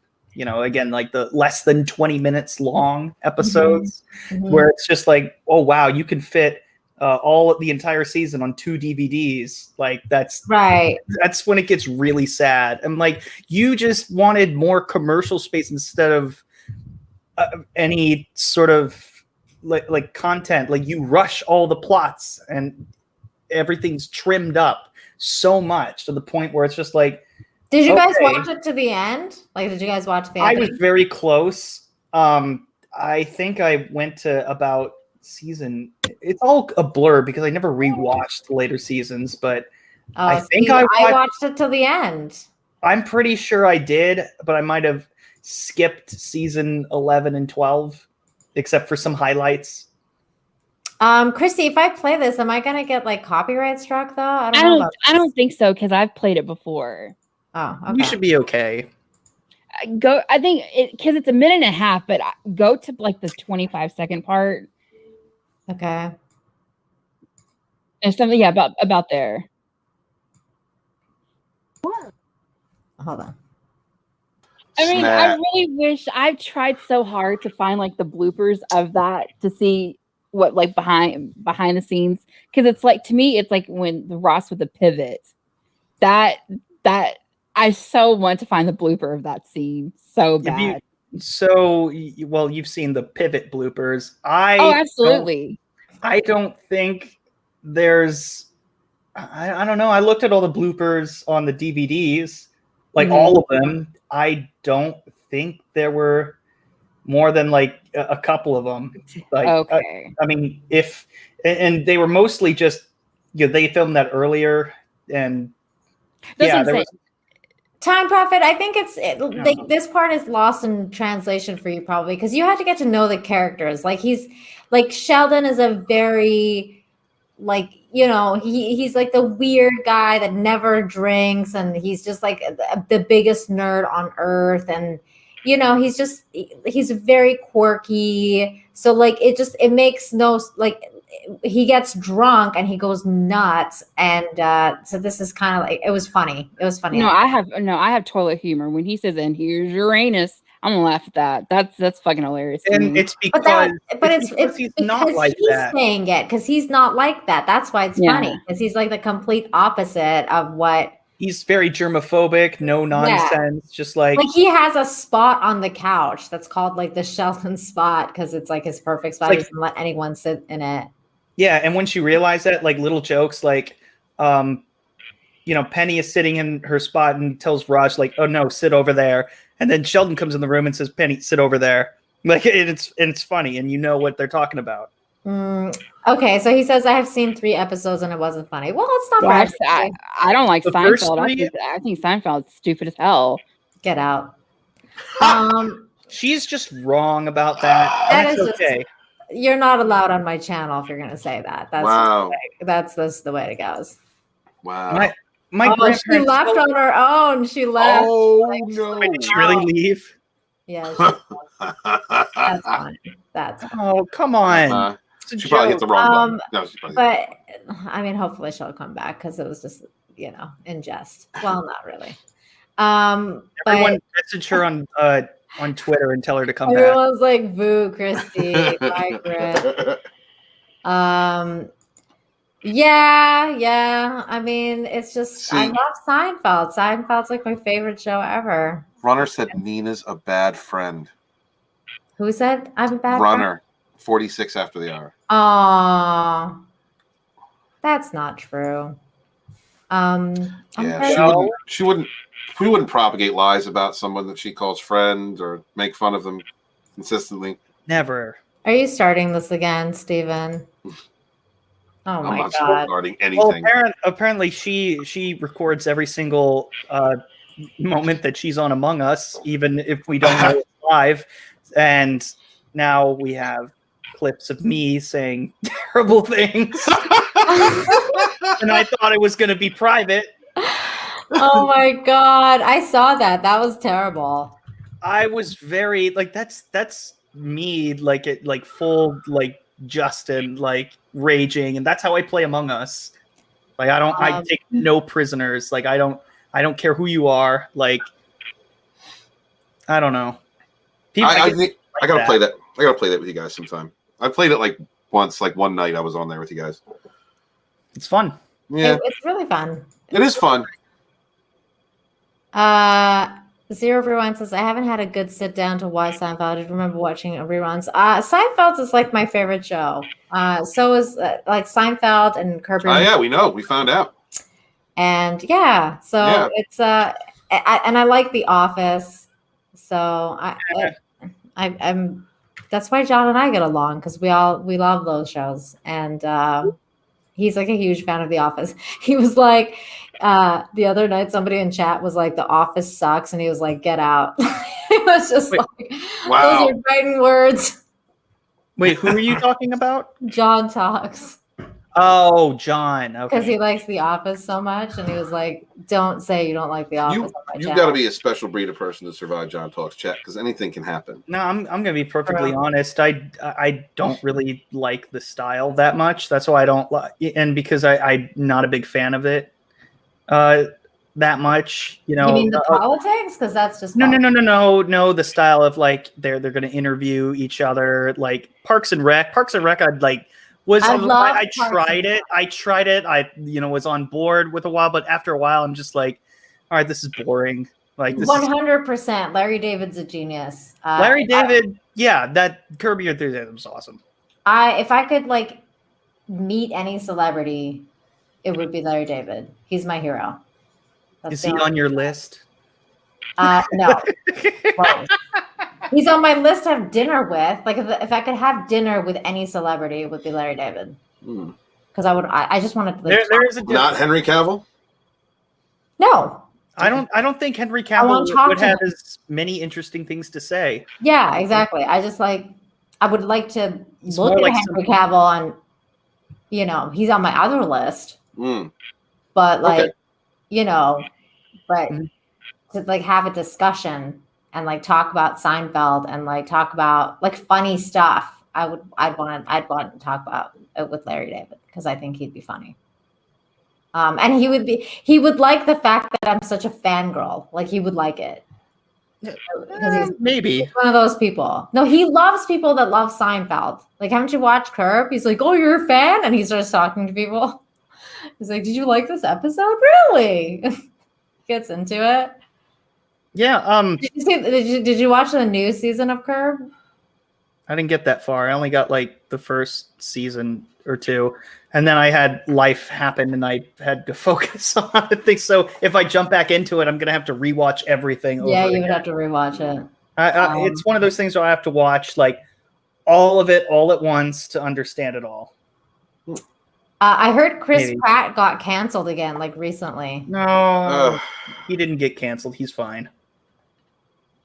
People are gonna bitch about him all day. Yeah. So, and they're gonna keep trying. And crazy world we're in right now. yeah. It's so crazy. I don't know why he got canceled again, though. There was something about it, and I don't know. A white dude who loves America, Christian. Come on, he's evil. He's so evil. So So evil. racist. Christy is now the queen of green room. That is. Oh. I don't get it. Mm. She's Queen of more Green Room. welcome to come back. I was just joking. So, but she's playing, dude. She's already playing Among Us and has killed 3 people. Is she really? I don't know. I would believe that. Rest in peace, Chris on Twitter. Yeah, I don't know if he's gonna. Yeah, they try to cancel him every other day. It's like this. It's like this thing now. They just want him out. They just want him No, gone. it's just people projecting hate. That's all it is. The Time Prophet says humor doesn't always translate from one country to another, and that's That's true. also true. Because, for example, I hate the British Office. Like, I think it's like the lamest. I don't get it. But IT crowd is the shit. But the IT crowd's amazing. It's so good. But I don't like the British Office. Like, I think that the American Office is way superior, like 1,000% superior to the British one. And I've tried to watch the British one several times. I just don't get it. I just can't get into it. Have you seen the British Office? Nope. I generally don't watch a series unless there are breasts, naked breasts in them. Okay. One of my requirements. You know what? You know what's good though is the movie The Office. Have you ever seen that? That's sorry, not Office Space. God, that was a good movie. You've Nope. never seen that, Steven? Oh, you gotta watch that, man. That's Their classic. boobs? I don't. I'm kidding. It might be. Do you know what the green room is? Christy is part of the Queen's stream. This isn't hard to figure out. Damn, your chat calling you out. Damn. No. Well, we have been streaming for like 3 hours. I don't fucking know. You have stream brain already? Yeah, a little bit. The humor that translates as best is when someone starts the I stream. hate this. I hate this, Nina. I have to always look up over my big black mic. You know who was muted earlier before we went live? Steven. Yes, I was. It was funny. Yes. I was excited. Office Space is funny as hell, man. Although I don't know if you'll get the humor in it, Runner, because it's, you know. Oh, dude, I'm digging the hashtag in the chat. That's nice. This one. I like that too. Oh, I like that one. Yeah, I like that one too. Yeah. Yeah. The other ones I don't pay attention to. No? Are they muted? That's the other thing I never really got into was Monty Python. I was like, I think it's just one of those things. It's like I didn't get the British humor. I really like Monty Python, but I tried the to give meaning it a of life. chance. That's Yeah, the meaning of life was funny. That's my shit. I agree. I think I need to watch it again. I tried so hard to get into That's it. a great movie. But apparently an old friend of ours, Steven, who has since passed, Brandon Moist, ruined it for me because we had a watch party for the Holy Grail, and he kept asking me, what did you learn from this? I'm like, I didn't learn anything. I don't even know what's going on. Like, what was like the entire movie? It's like, what was the lesson? I'm like, I don't know what lesson you're talking about. And then I swear to God, he took it to his grave. I didn't know until a friend of ours, Adam Shawhan, had said during his Jeff the Iron Wolf had a tribute stream for him. Then Adam said, we were fucking with you, right? I'm like, really? Oh After a year and a half, over almost 2 years, you never told me that you were fucking with me? The dude took it to his grave. Beautiful. Literally. Hail Brandon Moist. Seriously, Nina, I know you don't know any of these guys, but like you don't understand. Like this, it surprised the hell out of me. That's great. Trolled like really bad. That's great. That's funny. Somebody asked me, I think it was Soul Assassin. Where is the comment? Asked me if I've ever seen Mr. Bean. I love Mr. Bean. I grew up on Mr. Bean. Yeah, Mr. Bean is funny. Well, I haven't seen a whole catalog of stuff. Oh my God. Like old school Mr. Bean is some of the funniest shit you'll ever watch in your entire life. You have to watch it. Like just go on YouTube and put like Mr. Bean old school episodes. That they have them. It's so good. So good. I mean, I'm not really too familiar with his work, but I'm like, I'm not sure about it because for some reason, like I'm getting a Pee Wee Herman vibe, and I hate Pee Wee Herman. No, man, no, it's way funnier than Pee Wee Herman. How do you hate Pee Wee? It's not for me. He's not on crack. He's just very weird. He's just a very weird person. It's just. I don't know. I just don't. I'm not familiar with it. Maybe I'll give it a shot though. You look. Yeah. Never mind. I'm done. I don't know about that, Will. I don't know. There's a few episodes that are really, really funny. I don't know. So I've seen like a few. Yeah, I grew up on it. It was good. It was good. Hey, Hetty. Good to see you. Hetty. You hate Pee Wee? What the hell? I don't hate Pee Wee Herman. It's too weird. It's too weird. It's Again, I'm not under this spell of I grew up with it, and therefore, like I'm not seduced by that. I never watched it as a child because there are things that I watched as a child that I watch now that I'm like, why the hell did I like this? Why was I even watching this? This is ridiculous. I think Rowan Atkinson's funnier than Pee Wee Herman. Like I think Mr. Bean's funnier. Sometimes it's like you either love it or you don't understand it. I don't understand Pee Wee Herman. I just I don't know. Not for me. Well, mecca like a high, mecca hiney ho. I don't even know what that means. Exactly. Tommy says this is crazy hating on Fast Fingers Pee Wee. Run, Tommy. I don't know. I never got into Pee Wee either. I always thought he was weird. Fast fingers, like especially in the movie theater, but not fast enough. But yeah. Okay. Oh, this one I just found again too because I thought this was an interesting topic. Because we were talking about Marvel movies earlier. And apparently, the Blade reboot just scored HBO's Watchmen writer Stacey Osei Kaffour to bring its Vampire Hunter movie to life. I don't think that's a score because who is that? HBO's Watchmen sucked. Oh, sucked. Yeah, like I heard it was really like way too woke and sucked. Superpower woke. And that Batwoman level woke. That made me sad because I really like Blade and I was kind of excited to, see Me Blade. too. And I think that this is a terrible thing. I don't think this is going to be exciting. The only Blade that I know is Wesley Snipes, the darkest motherfucker on the block. He was a great. Blade. There's a great trilogy. Okay, the third one was a little, but Blade 1 is a really, really, really good movie. Blade 2 is a great movie. And Blade 3 is like, oh shit, But Blade 3 didn't. Yeah, that was not bad. Yeah, it was okay. I've never seen the Blade movies, but I know Wesley Snipes, and I know that most of the things he's in is awesome and it's entertaining. Yeah, and you know what? Even without even seeing Blade, I will just put it out there. Listen, like no Wesley Snipes. I'm not showing up. No thanks. Just watch Blade 2. Watch Blade 2. If you like it, go back and watch 1. Yeah, but I like this actor. I forget what his name is, but I really like him. And I thought that if anyone's gonna actually play Blade well, would be him. Like other than Wesley Snipes, I thought he's a great actor. Mahershala Ali. He was Copper Mouth. Mahershala Ali. Good luck.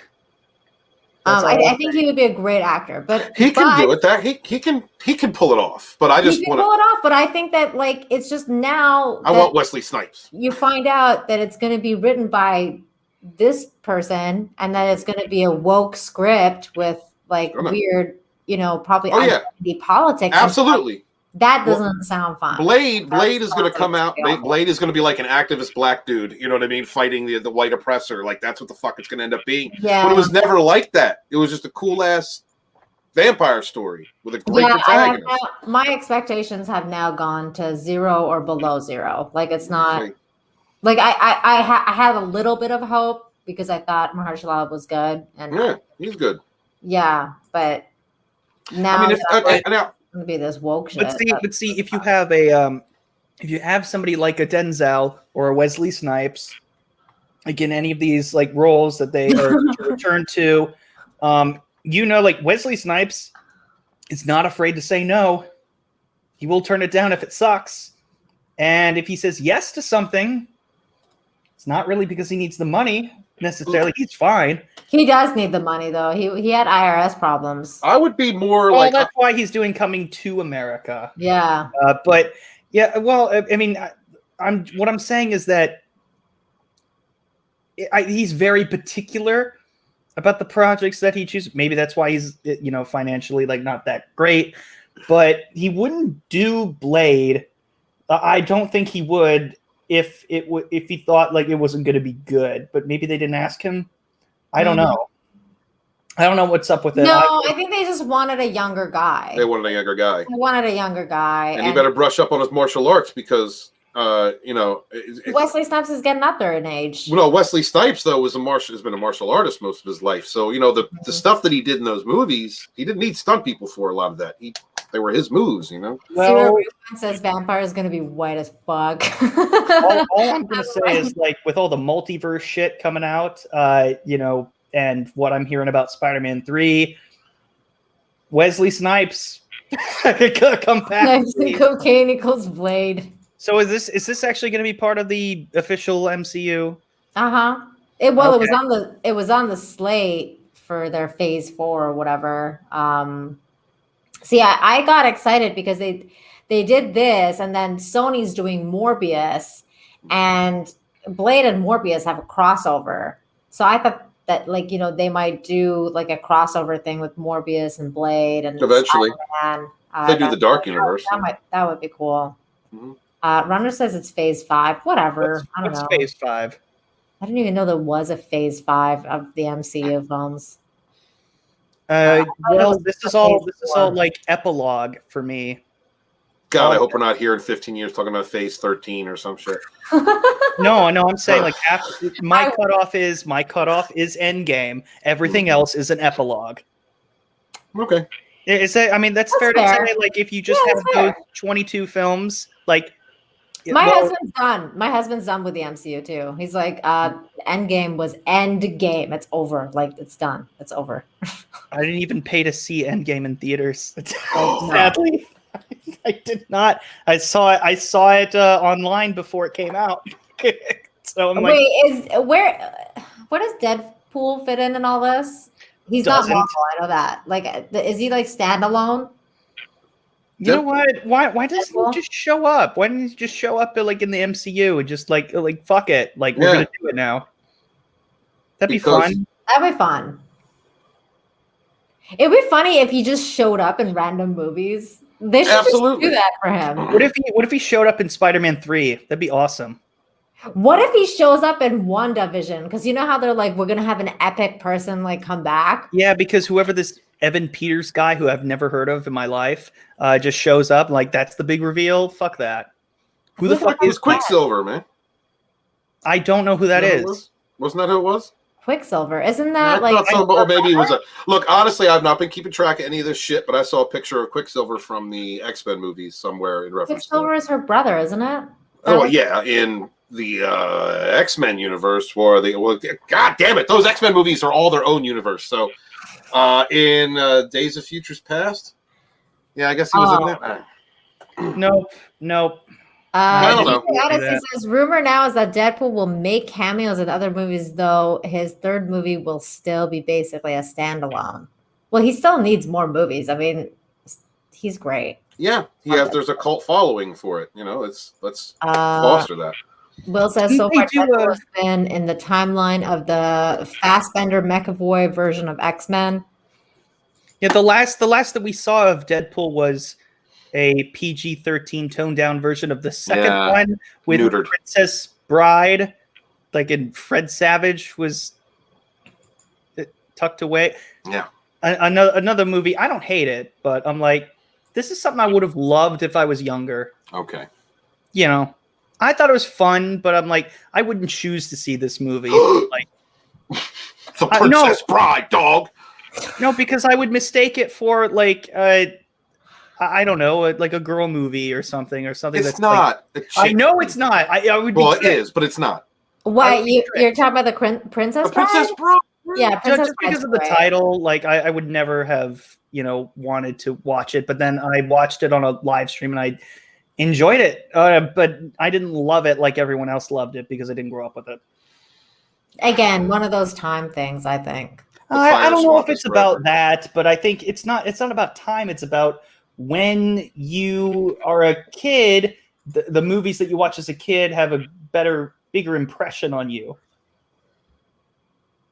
It's timeless, proper.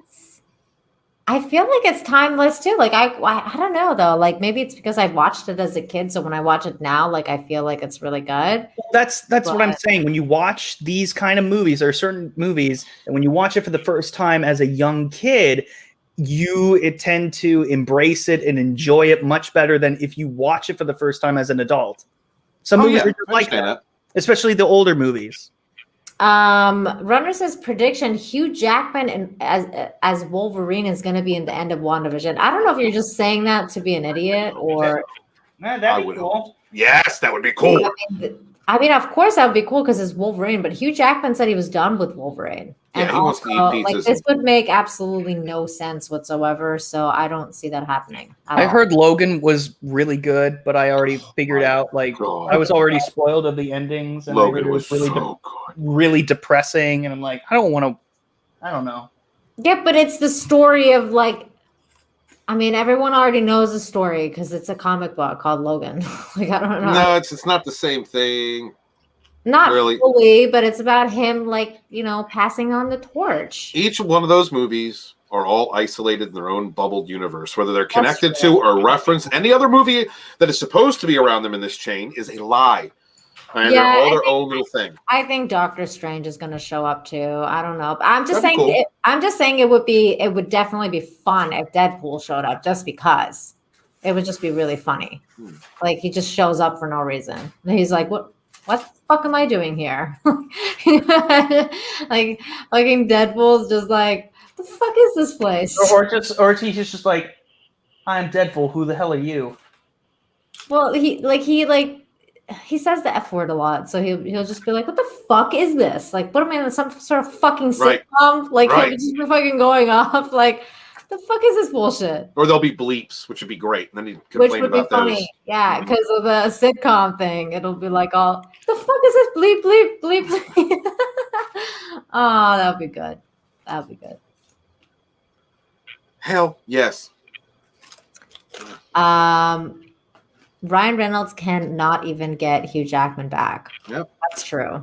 Yeah, Hugh Jackman's I'm done. TJ Odyssey's a Disney show, though. They would bleep him over and over. That's true. And then he would do it intentionally. This is Deadpool. He would find it. He would find a way around it. Is what he would do. Oh, that's funny. Yeah. Okay. I'm getting tired and hungry, so I think I'm gonna call it. Cool. It's been a really fun night, you guys. Thanks for hanging out. Yep. Justin, do you want to tell everyone where they can find you? Thursdays, 7 p.m. Eastern Standard Time this week in Bullshit. And in the next few months, you'll see me back on Park Hoppin' when more news about Kings Island and Cedar Point come out. So look forward to that. Oh, that's fun. Great. Yep. And Steven, where can everybody find you? Over on my channel, Author Stephen Walton, where I haven't done anything for weeks, and I'm sorry. I'm going to make videos soon. Promise. Be good to each other. Peace. There you go. And as for me, you can find me here on my channel on Monday. We'll be doing the Nolan discussion with John from John Talks. So it'll be fun at 8:30. I'll be on PJ Orville Nation's channel before that at 5:30 for Dark Matter Mondays. And on Tuesdays, probably on Stephen Walton's channel for Rogue. Wednesdays back on John for Infinite Talk, and on and on. I'll be reporting where I will be on Twitter. So just follow me on Twitter if you want to find out where I am. I want to thank you guys so much for hanging out so late tonight. It was fun.